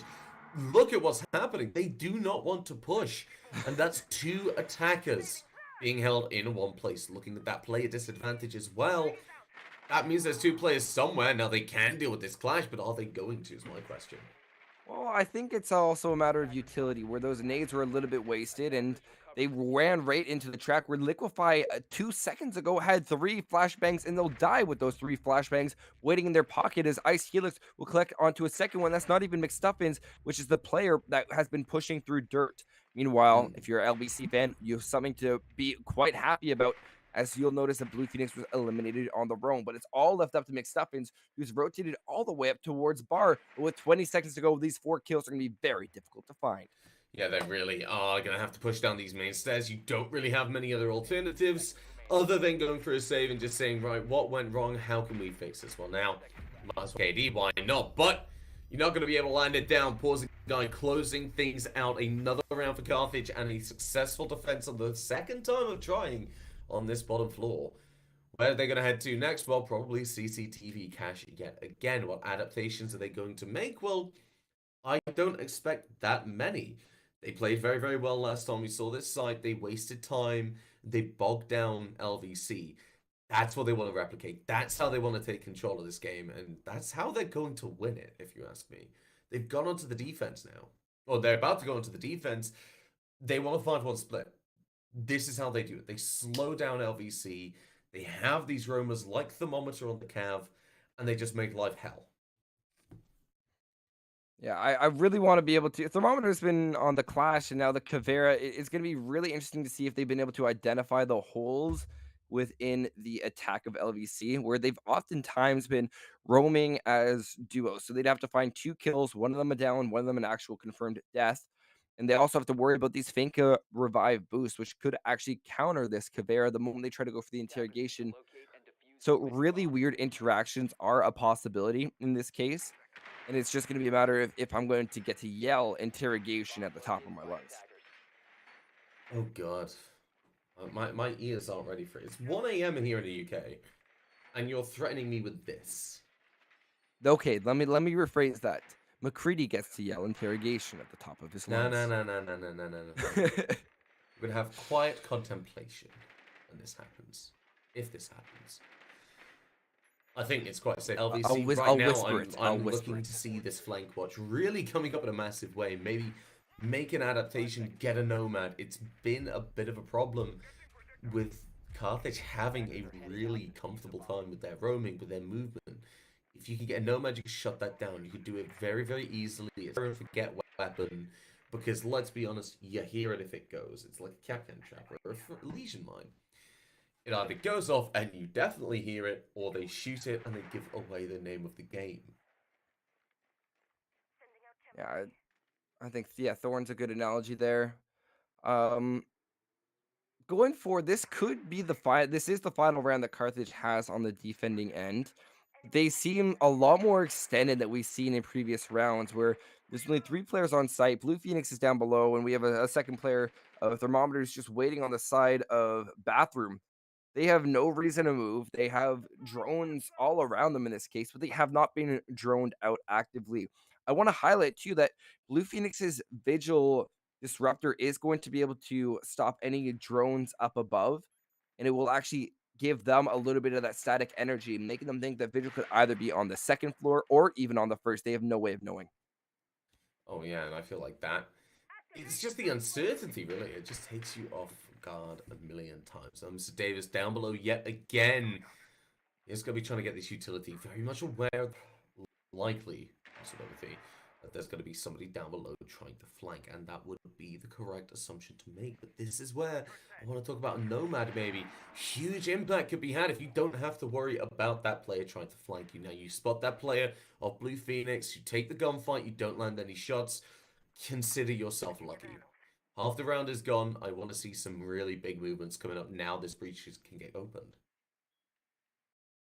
Yeah, a minute 20 ticking down with each single frame that we get. Shots being fired out. We don't know where they're coming from, where they go, and if they even hit Cotton Eye Joe. But with a minute to go, Posy is going to be the first down in the round. They've been a huge impact, 7-2, that rivals the 8-2 as we've seen from Iced Helix. This Kavera of Thermo, they have not the biggest outlook, but they could easily rotate around. Nade will be thrown up, exploded, and it sounds like it was able to connect with Posy. But there's so many different options that could have happened. Yeah, you don't really know, but at the moment it doesn't look like anything's really happened with that frag grenade. You can hear the utility going off. We can hear that there's some gunfire going. Gemini following. This could be Thermometer's moment. Ice Helix is able to find one kill onto the Senate. None more to follow. 20 seconds left in a wide spread of where these players are. This is where Thermometer really wants to strike over towards construction. It looks for one kill, able to find it. Will get the knife with the McStuffins. The refrag is there, but with 8 seconds left, doesn't even matter. It does. Mr. Davis able to find the killers. Blue Flodgy cuts them down, gets the diffuser. And that's going to be Carthage having another round and giving themselves that 5-1 split we were talking about, Binks. 5-1 is a really powerful split on Clubhouse because it only means 2 rounds. That's right, count them. 2 rounds is all you're going to need to win out this match and game. All in one, or win out this series. So this is a huge turning point for Carthage, and LBC is really going to have to show a convincing defensive half. But I like the Bandit pick. I would normally go for the Kaid, even though there's a Maverick on the board, and that was something that LBC did not use nearly as much as they should have. Posy has the ability to go for a line up above, a line down below, and that wall is all yours. No electricity or mute jammers will be able to stop that.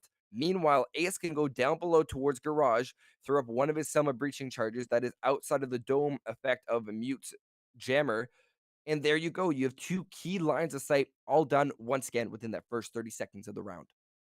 Yeah, I feel like that's the really big thing for me. It's all happening in this first 30 seconds of the last 30 seconds of the round. I feel like the mid game is where LVC is starting to get tripped up. They, in that last round, for example, I mean, obviously we didn't see a lot of it, but we didn't miss a lot of it. It also felt like, I mean, they just let Carthage sit there. They just let them hold it back and just relax. And when you're going on the attack, you just can't let that happen. What I would expect on Carthage, though, is that flip side. I want to see this aggression. I want to see these breaches open quickly.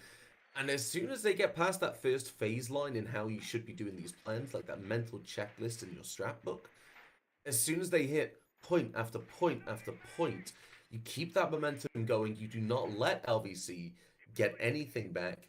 And that is exactly how you turn that round into your win match point. Do it again one more time. That's going to be it. Now, obviously, a massive pressure on their shoulders right now. They need to play an almost perfect game just to get to overtime, or just to get over towards the third map. I'm afraid if they lose this round on the attack on CCTV cash, then they will need to play that perfect game, and that is just to get to overtime, where they'll have to win just to get to that third map, which is going to be Oregon. It's going to be a difficult one. It's possible. We've seen weirder things happen, Binks, let's be honest. But it's all going to rely very, very quickly on this Maverick breach. Does it go as well as LVC's, or does it go even better? That's the question. It does look like they're going to go for the different strategy, the one that we saw last time, which is the C4. Sorry, not the C4, the nade. They do have to watch out for the C4 to get rid of the bandit charges, and there's no one bandit tricking. So that actually enables for these Selma breaching charges to be deployed quite promptly. No surprise there, but once again, that Maverick trick would have done absolute wonders and saved you a lot more utility.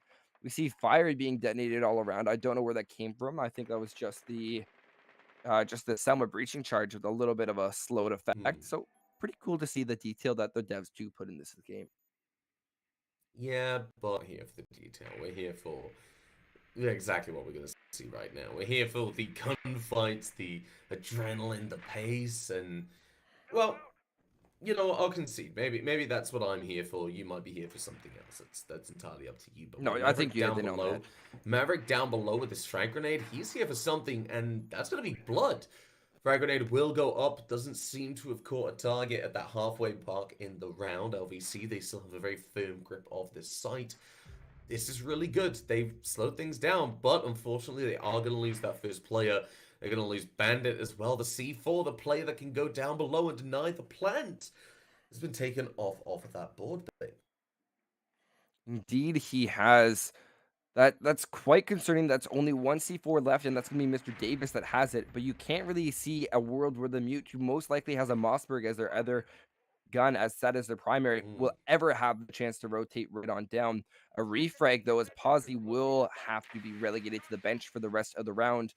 Great shots from the smoke as they detonate one of their first smoke canisters. But with 40 seconds to go, we need to see Carthage pick things up. Yeah, and Papa Plonsky, you're going to want to be the player to do that. You take control of construction or you take control of garage.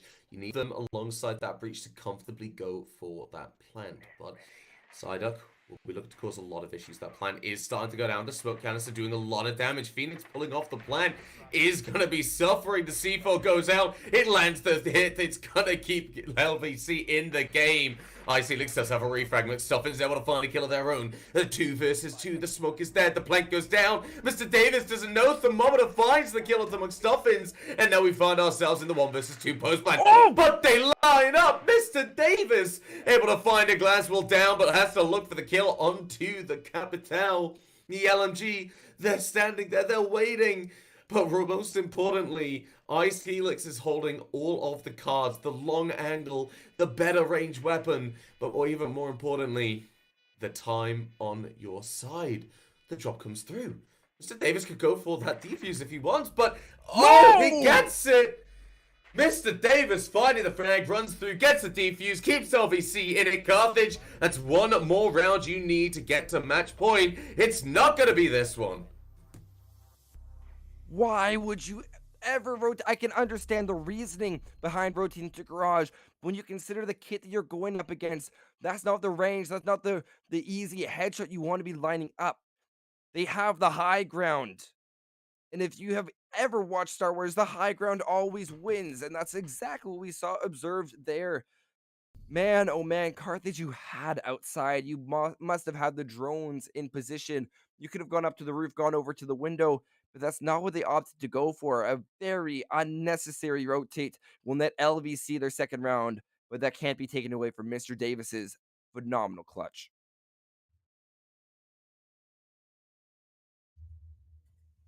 Just speechless, honestly. That's I quite don't literally blame it. you. Yeah. Speechless looking at that. Very, very well played. Coming out from the side of... I can't. How many clutches is that we've seen now? Coming from the side of LVC. Huge clutches when everything is on. Mr. Davis able to step up in a massive way for the side of the team. I can't believe that they were able to catch the Glaz. The Glaz had to stay outside. And that was it. To stay outside, cover that long angle, and that was the round. That was match point. Carthage, you gave it away. And the quality of siege that we've seen from this team, that should not happen again. We've seen it once. That's it. That's the benefit of the doubt gone. If we see it again, 10 seconds remaining. I'm not going to be happy. I'm going to have words with Mr. Firebird, okay? 5 seconds. LVC on the flip side, though, they took control of it. They realized, okay, well, it's not a great situation, but the chips are down. Mr. Davis, you got to make something happen. Very well played. Very, very good game sense to actually work out. But with that drop, you could go for the defuse. You could get aggressive. You had a lot of advantages given to you. Ultimately, though, it was Carthage's round. The question is, how do we stop from getting to that point, Binks? I I think It's a big question, isn't it? It is a huge question. I feel like I need to write an analytical essay to properly give you a good conclusion. But I think we can always say the solid foundational principles of just stick to what you know. Crosshair placement is one that I actually want to point out. That's something that I've Your noticed. ones.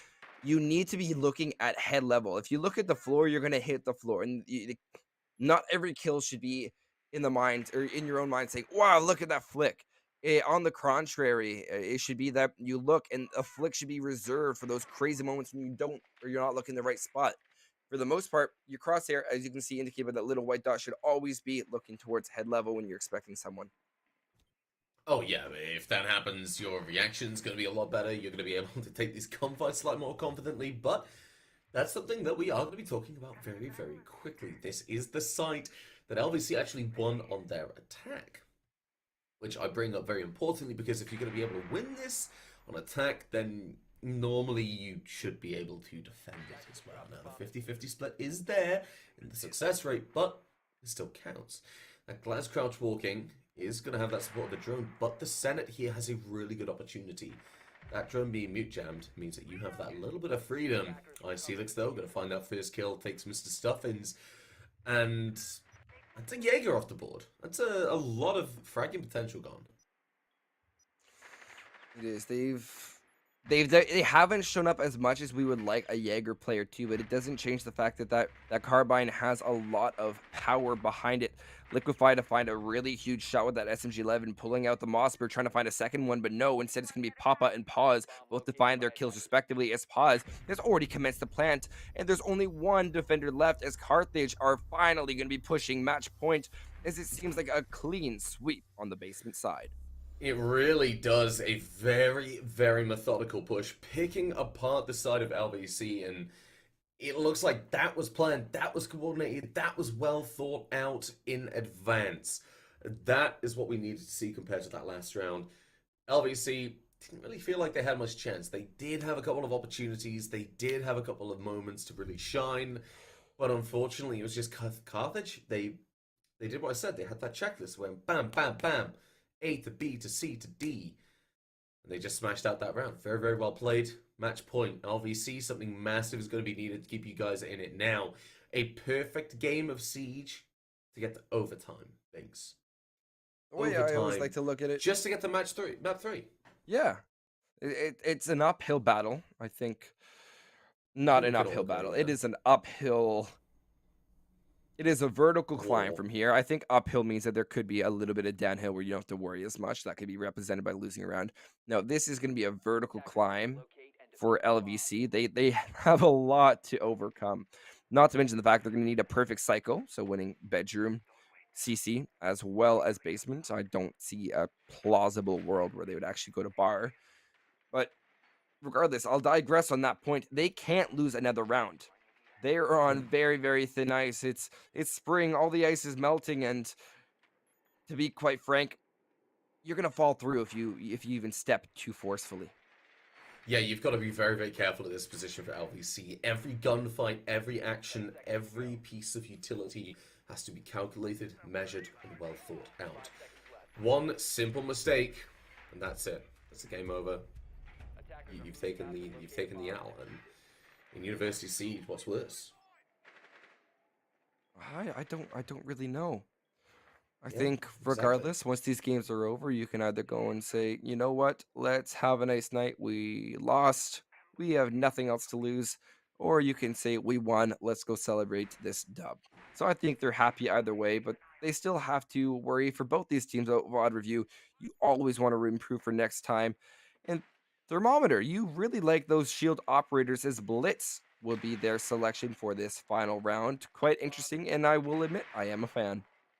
Well, yeah, you might as well at this point in this round. Liquefy will take some damage coming out from those windows, or maybe that drone hole, but Thermometer is pushed in very, very fast. The Senate gets on that very, very quickly, finds that kill, but the refrag is down to Liquefy.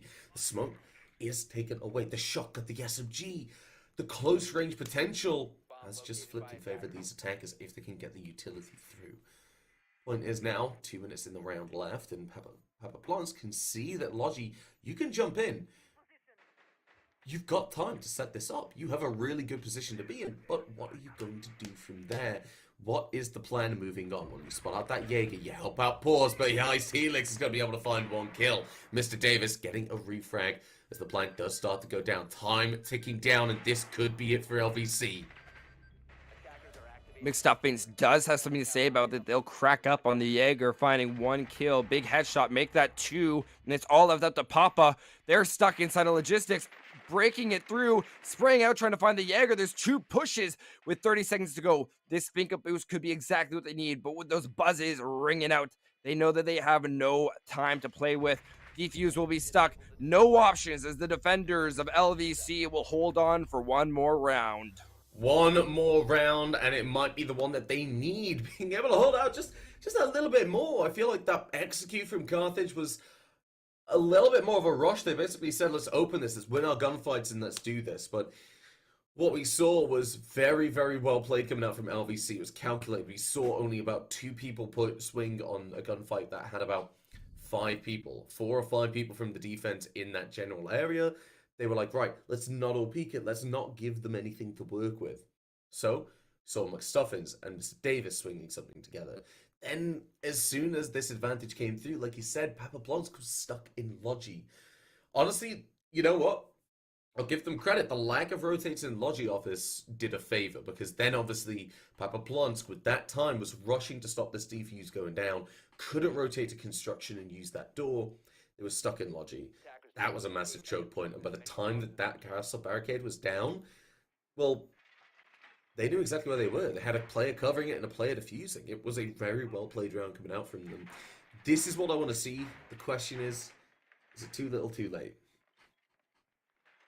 That is exactly what I'm afraid of as well. We see that on the side of Carthage, they won this site quite convincingly. Or no, this was the site that LVC was able to hold originally, which gave them their second round.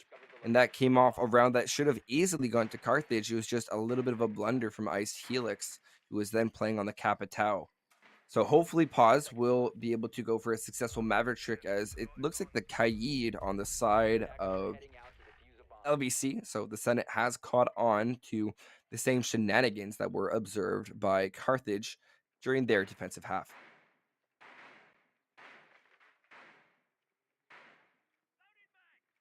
A terrifying thought. That's all I can say. It really Yeah. is. And you have to understand how to Maverick trick. I feel like within year 7 of Siege, a Maverick trick on Clubhouse is one of the essential, or it is an absolute essential to see. Just Maverick tricking in general. If you're going to be running the operator in a competitive environment, you want to be able to bring that Maverick competently. Christ, really doing the word competent a severe injustice, but oh well, is what it is. Well, you can see right now that frag grenade hole has gone through the flashbangs, clearing the ADS and all the utility, but it's not going to clear the utility that they want with the frag grenade. K-Claw will be off, however, that breach can start to get opened up, and the smoke grenades will be there for Thermometer to immediately start to try and take control of the situation. Papaplonsk as well, holding that angle. Now, this is where Carthage, they want to look towards garage, or they want to look towards construction. Let's just stick with the basics. Let's do what works. Papaplonsk, you and Helix, start putting the work in. Get this rafters control. Put that fire over Psyduck. Doesn't land the killing blow, but right now they know exactly where you know exactly where they are. They're not leaving. They are stuck there until they die, and you know it, and they know it. That gives a pretty interesting predicament of, do they push out or do they just wait it out? And most defenders will tell you that you have to wait it out, because the more time you burn, the better it is. But there's always the hope, the chance of getting a singular frag. With minute 10, it seems like there's been a partial stall out on the side of Carthage. They have not opted to go for a really big garage clear, and they have not gone for any sort of bedroom clear either, making this really, really one-sided, and that could be their absolute destruction, because you have all these different explosive potentials. Both Mr. Davis and the Senate have those in their pocket, not to mention the fact the Toxic Babes waiting and ready from Liquefy. Yeah, holding this position up in rafters, these goo mines, time ticking down. These are going to get more and more important. 40 seconds left on the clock. The goo mines go through. The rafters push takes place. Who dies? I don't know. We're going to find out in a second. But this push coming through, the smoke canisters, time ticks down. 30 seconds left on the clock, and while Psyduck is dead, so's Papa Plonsk. This is it. This is where this push has to come through. Like you said, they don't have that pressure over towards construction. These defenders on site have a lot of control, and by God, Senate's going to use it, finding a kill as McStuffin's able to find another one. It's all down to the Glass and the Sophia. Make that just Sophia on the outside, as Glass is stuck watching, trying to make something happen. The plan has to go down, but Senate takes away Thermometer. It's all down to Phoenix. The clock hits 000, and that's going to be the Senate swinging. That's going to be LVC winning, and that's going to be another round that we stay in this game. One by one, they've already cut the amount of rounds they need in half, and that could be a lot of hope for LVC, as they will call for a timeout, and that makes complete sense. Is they've won 2, they're going to have to go to the third site, which is going to be Church and Arsenal, a site that we actually saw Carthage push with rather efficiency. And when we talked about it, what we said, a clean sweep on the basement because it was practically flawless. They only lost one of their members. So LVC needs the game plan and they need it now. Yeah, this is exactly where we want to see LVC taking this time and saying, right, what was our big problems? I mean, get some barbed wire on Jaeger, get Smoke Hold in that blue position, have Legion traps as Capcan traps. It's all about slowing down the attackers. They had a very fast initial push from LVC. They took a lot of control. I feel like McStuffins get on the roam. This is how you slow them down. You get them on the roam, lead them on a wild goose chase. The rest of the team, the smoke canisters, the barbed wire, the Capcan traps, the Legion mines, the K-Claw, and C4, it all comes in full circle. You slow them down, you bog them down. You do what they do on Villain numerous times.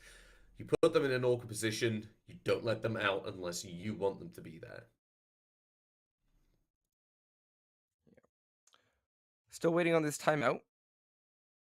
These normally go for minutes, so we should be jumping right back into this. I normally say what could be your final round of play, but they all could be that at this point. And it is going to be the 11th round. So Thermometer opting to go to the Montang this time for basement, and they were quite effective on the Clash, so I think this pick makes the most sense. What we could likely see come out from this Montang is a push all the way down through Dirt Tunnel. The reason why this has such an effectiveness is because it's a short, narrow corridor where you can have the attackers waiting at the back, Montang feeding formation, and they can actually have their teammates pre-firing. So as they swing around to the right or left, making the angle or this pixel peak actually viable, the attackers are there with their amplified scopes ready to make that kill a reality. Well, Bings, let's just think about on the defensive side when we saw Thermometer playing the Clash in that dirt tunnel. Very, very dominant in that position, stopping them from getting aggressive, stopping them from pushing in. Well, on an attacking team, a good Monty player is going to be able to drive them backwards, like you said, with the coordination of the team swinging around and utility going over the shield. A lot of damage can be done. Bringing operators like Ying and Finker, it's only going to make life even harder. I feel like a dirt push is the way to go. But you've got to have something else. You can't just put all your eggs in one basket. How else are you going to do this? Where are you going to push? Switch to Habana and Ace. I think it's going to be Dirt and Kitchen. I feel like that's the push we're going to see. And Carthage, they're going to want to do it fast. If they can do it fast, they can shut things out. When they've been slow, that's when they've lost rounds. Yeah, you have a really valid point. I'm not too sure what's taking so long. This has been probably the longest timeout we've ever had. So any second now, we should really, really be jumping back in. So that's your minute tactical timeout. And I think LVC should definitely have a very solid game plan. But that fuse pick is also a really interesting one from Posy and is really, really powerful in this Church and Arsenal room. Yeah, it still screams out to me the Dirt and Kitchen hold because you have that hard breach gadget on the fuse. You have those 4 fuse charges. With those fuse charges, you clear so much utility. Think about Dirt push in those fuse charges, right? The Monty push goes through. Fast, aggressive push, timed perfectly with these fuse cluster charges, and then you can destroy things. You get those fuse charges down, forces these players out of position, but that's not going to be the case. We are going to see the Maverick and the Ace to Philly fledge out this lineup now. I don't see much difference going towards this game plan, except I can probably see Blue Phoenix heading over towards blue. And pardon the pun, going with those Candelas, smoke grenades, you can burn out utility, you can burn out ADSs, flash it, take control, same time as the push. You can get that entire nice little section of the side, of the whole like bottom floor. You do that, you've got yourself an in, you can start making your egress. Yeah, you burn a lot of things, including the retinas of your opponent. So that's what we're looking to see from the side of Carthage. But that's a long time away, and Blue Phoenix spawning on the side of construction could hint towards them either going and trying to throw the blinds into the kitchen hatch, which is what the fuse would have been doing on the side of pause. But Ying also taking those smokes. I don't know if Ying still has access to a secondary hard breach or if they ever did, but that's just an interesting concept to think about. One semi breaching charge being set and ready for the long dirt push, but I don't know what I think about this. Of course, you can use Maverick to get that hole open, and that's a lot more efficient because it leaves that long range utility throw for something maybe like a church wall, blue wall, or even the hatches, like the hatch inside of kitchen, where you can throw that from a distance and just have them go off quite quickly. A slow start to the round, and not by the fault of Carthage, but well, what can you do realistically? They are getting this very aggressive push coming through dirt, and actually they're all going together.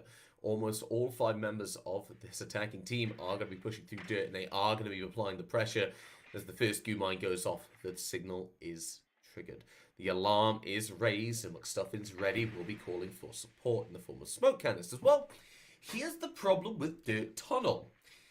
Like you said, it's a very small, very close quarters area. What do you do when there's a smoke canister? It really splits up every single person on that attack. And it that's where it gets really worrisome. But you have to use all three. And if you get onto site early on enough, these smoke canisters are not going to do enough. And it doesn't even look like they're going to be like deploying a second one. Thermometer has the ability to push up as Blue Phoenix is waiting, trying to find the head of this Jaeger. Now, this is scary when the smoke canister does inevitably come out. Thermometer timing when they back off, trying to get out of the way of their Ying, as Blue Phoenix will surprise and be the one to hit the Legion Trap, not the Montang. Unfortunate Hmm. use of utility, but with a minute to go, Carthage needs to make some sort of advance. Yeah, now the push into blue is on its way, but it needs to be speeding up. The moment of pushing onto site is the frag grenade will go through, but it bounces! It's gonna nearly take away Ice Helix, but the Finger Sim comes in just in time. The smoke canister's down though. The plank can go through, 40 seconds left. The Thermometer's taken away by Liquefied Smoke Canister. No control of blue, no entrance into AKs, and suddenly things have just gone the wrong way for Carthage. LVC riding with everything. Smoke canisters up, yes. Candela's going out, yes. Map control, site control, it's just not there for Carthage. LVC hold these angles. Mr. Davis finding one kill as Liquefy will fall to the frag grenade, but look at it.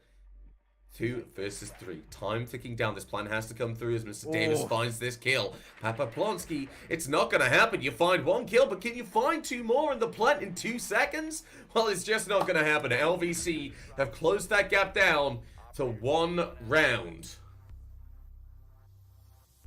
wow. I was not expecting that to come out as a second.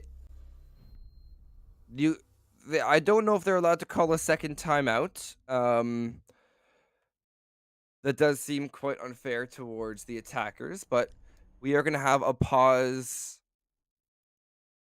to allow for this. I'm not too sure. We'll see because this is the second LVC timeout, and they will need it going towards Jim and Bedroom as they are able to methodically plan out. But we'll wait, consult the rule book, and make sure that this timeout is justified. Yeah, while we do that though, I feel like Carthage they're getting a little sloppy. I mean, they're a very good team so far. They've had very good executes, very good defenses. I just feel like this is kind of throwing it away a little bit. They're going for very one-dimensional pushes. They're giving a lot of freedom to LVC in how they're doing it. Carthage, stick to the basics, get to work, just kind of just lock down on how lock down on the coordination. You're kind of giving LVC a little bit too much to work with. That's not okay because LVC, they are a team that can slow you down. They are a team that can win these rounds if you let them. So if you want to close out this series, you don't let them. Play the basics. You play together, you play the refrags. I don't really know what's happened on the side of Carthage, but I'd like to see a little bit of a step up if that's okay. Yeah, I do want to. It seems like they've slowed down, gone a little bit cocky, but I want to give a little bit of a clarification. It was a timeout on the side of Carthage the first time. So they were the ones that actually went for the timeout on that previous round. It was just called very similarly at the around the same time. So this second one from LVC is completely justified. So both these teams, but we have the ready from LVC. They're good to go. They have their setup completely mapped out, and that will be mean that this might be an uphill battle for Carthage, where they have all this time to talk how they're going to attack, but they're still going to be forced to adapt based on what the defenders opt to do. That's the thing, though. I feel like the momentum is out of Carthage's hands at the moment. I feel like LVC, they've really started to just take control, and it's very well played by them, very well read into the playstyle of Carthage to be able to adapt to it. It's one of those where Carthage have started to focus more on a singular kind of push, if that makes sense. They're It does. focusing on the There's objective. no. They're focusing on Attackers exactly relocating. LVC's Remain focused if they strengths. can. LVC on the attack on Villa, I mentioned, they seemed like they had to take time to get used to that second dimension of an attack. And then when they went on defense, it came as a second nature to play around that singular objective. Well, Carthage, they're doing exactly that. They're having a very one-dimensional attack. They're all pushing into the same area. And LVC, it's what they're good at. It's what they've shown that they're good at. You're playing right into the playbook of your opponents here. And fair play to LVC, they're not giving Carthage anything to work with. If they make a single mistake, they are picking up on it. Yeah, I like that they're actually going for this extension. This is what we were talking about earlier on with Carthage, how they just waited on Bedroom for them to come. So Mr. Davis and Psyduck extending out onto CC. This disables a lot of different push potentials from Carthage, as they're going to have to sacrifice more and more of the utility. Now, normally I'd say, well, with the Maverick, this is not a problem. But with the way that they've been opting to take Maverick, using it as a complete substitute to Thatcher, it it's absolutely insane to think about that you aren't using Maverick to get these walls open. You're not using him as a hard breach and only as the denial removal of hard breach. Yeah, well, we're looking at how effective it is this time. And a frag grenade coming out from the Thinker. And look towards where that is actually. Papaplonsk droning over towards kitchen. Going to be looking for Logi, I imagine. But yet again, a very heavy commitment over towards that jacuzzi wall. Yeah. Wow. Thermometer to find the opening kill onto McStuffins. They started to come up huge these previous rounds, and they'll be caught off a run out. So highly unfortunate for LVC. That gives Carthage possibly the minute advantage that they need to really work with this round. Waiting on the other side, this bandit shuffle is doing wonders for Liquefy. They have Papa Plonsky on the drone, giving away this bandit's positions, and you have to cook your nade at the right time. It's going to be a flash followed up by the nade, forcing Liquefy to rotate right on back. They have the drones to even spot out and give confirmation that this thermite charge is going to be successful. Yeah, I mean, Liquefy, you kind of have to play it safe at that point. You are a player down, play down below, keep that C4 in pocket. Look at this. You are ready. You are waiting. You are biding your time. You just want someone to step right into your trap. Now, you have Psyduck. They have that position in bathroom. They look at the frag grenades that's been wasted. They all have been used. Because of this, Psyduck's position has got a lot more safer, and it's only going to be really flashbangs and concussion nades that put the pressure on them. Thermometer pushing up with his shield will be able to spot out this player, but a minute left on the clock. Pawsey guy will be able to find a kill onto Mr. Davis. We will see Thermometer pushing up. We'll spot a player of the Senate, finds that kill. It's now 2 versus 5. But Papa Plants comes up and makes it a 1 versus 5. Liquefy, we talked about you before. It's you in a 1 versus 4. The C4 goes out, finds the kill. The plant's starting to go down. You know the player's on top of that main stairs. You have to go for this gunfight. The clock goes down, and that's going to be it. As Papa Plant swings and finds the kill and closes things out. LVC though, they played very, very well. They nearly brought it back there, Binks. They came really, really close and absolutely gave us a match. So beyond that, I have nothing more to ask of either of these teams. They gave us the show, and that's exactly what we wanted. So for LVC, they did a phenomenal job, but I want them to focus a little bit more on that drone side. But my key takeaway for this game is Maverick, just really underused, and I think it really hurt both these teams. Yeah, and I feel like, I think if I look at these teams and I say feedback, I think both of them, I'd like to look towards the flanking. What are you going to do about it? You're not going to be able to ban away Jackal every single game. And that actually has been more of a curse than a blessing for some of these teams, I found. Because that's what they were starting to fall to quite a few times. Are these roamers, are flanks coming through? So maybe bring a Nomad, practice with the flank drones a little bit more. adding that second dimension of an attack. We saw a lot of one-dimensional attacks. Not saying that that's a bad thing, but in that extra layer, you can apply even more pressure onto the defense, and they can focus a lot less on what's going on, where you want to get the diffuser down, or where you want to make your execute. Those are the key points for me. I don't know about yourself, Binks. I think you covered all of them. But on that note, I don't believe we have an interview. So that's going to be it for me and McCready. But don't go anywhere. We have one more match of NEC coming up in around 20 minutes at 9 o'clock Eastern Time. So thank you guys very much for watching and have a wonderful night.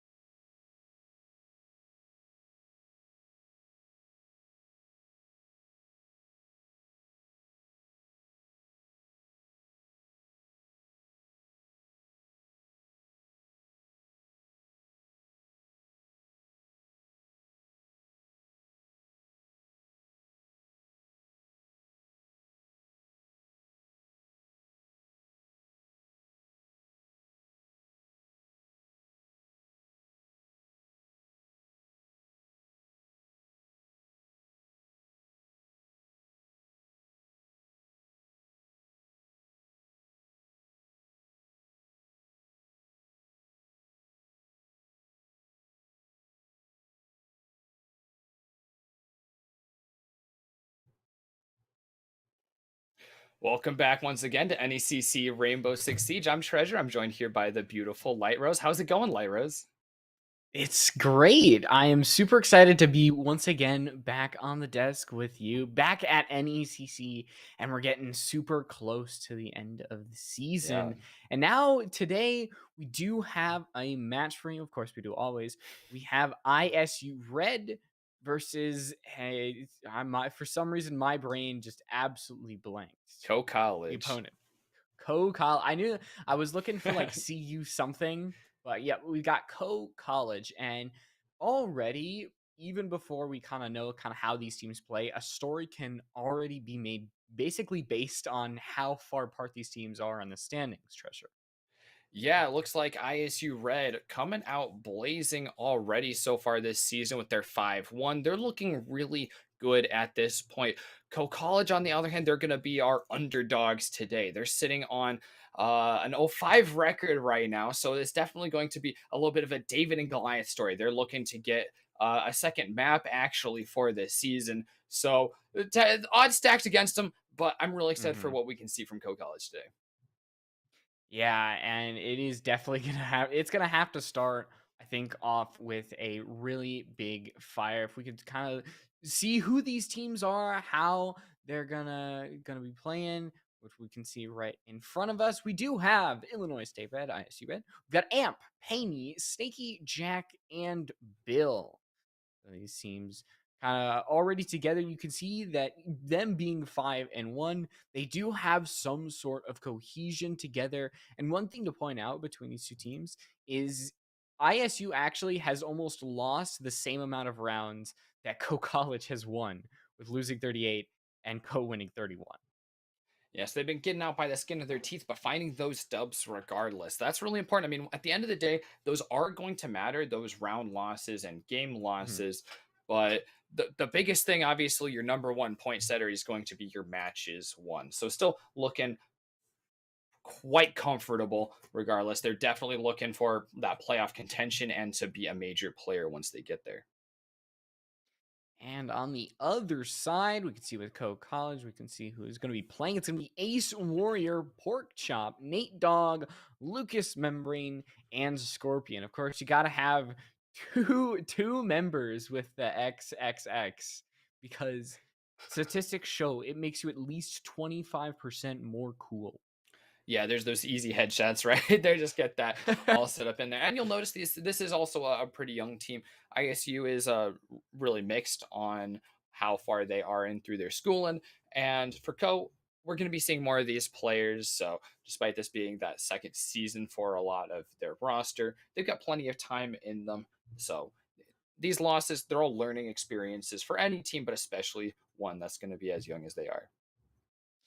Yep, and last but definitely not least, we are going to have some maps that we need to go to. We're going to have that show up on the screen, and we can see where we're going to be headed. There isn't going to be any new maps like Bank. Instead, it's going to be Coastline, Clubhouse, and Chalet. It is the Night of Seas, Treasure.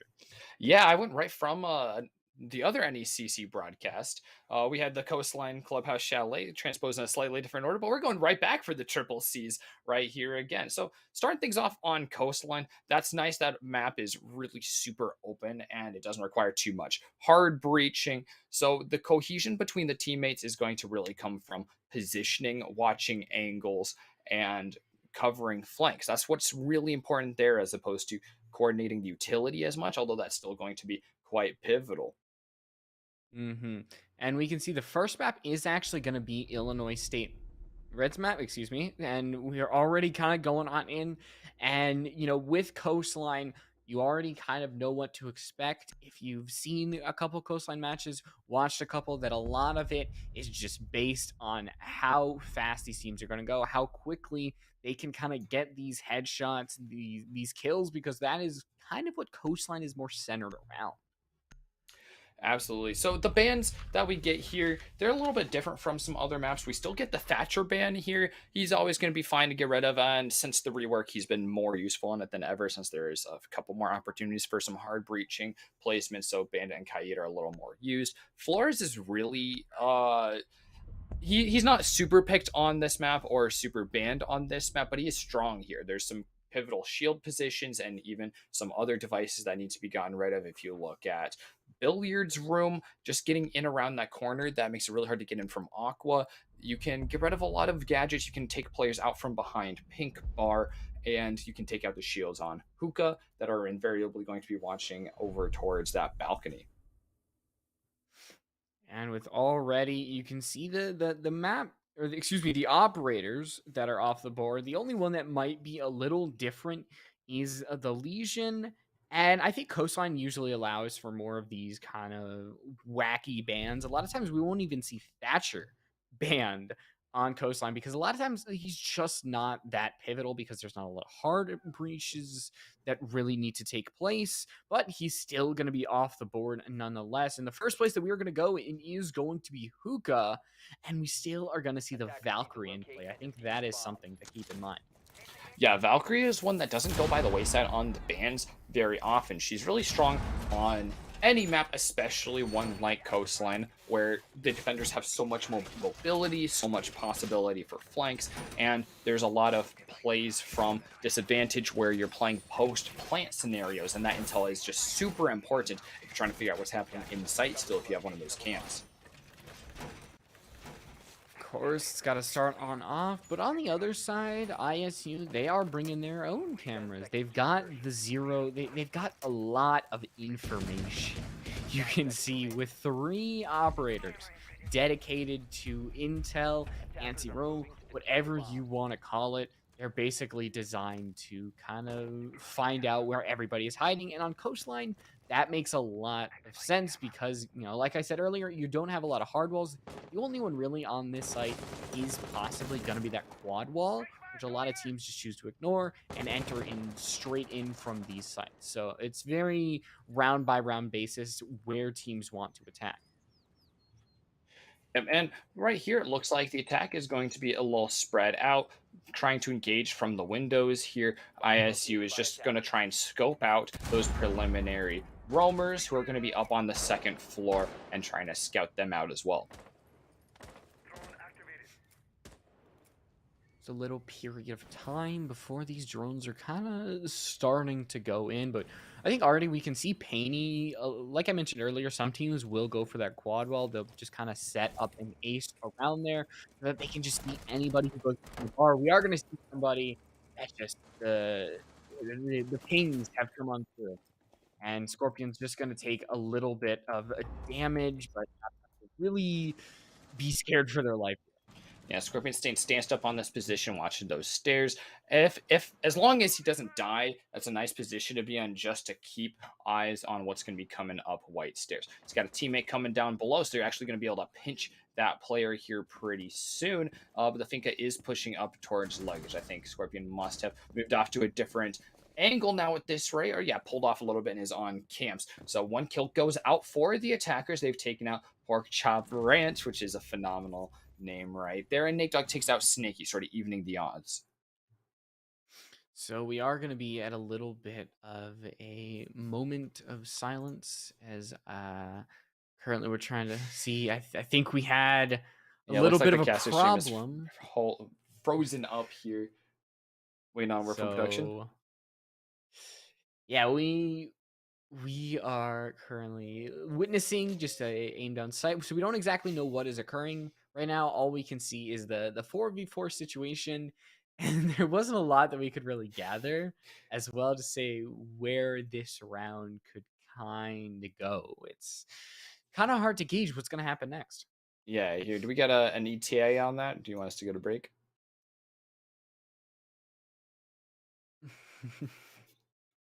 Okay, we're going to refresh on the feed. We'll determine in just a couple seconds. But right off the bat there, pretty standard take right there, moving up through the 2nd floor, trying to secure especially those staircases. Those are really important for the attackers there to make sure that they don't have any roamers coming up from behind, and some nice recognitions of pinch opportunities for kind of squeezing out those first entries.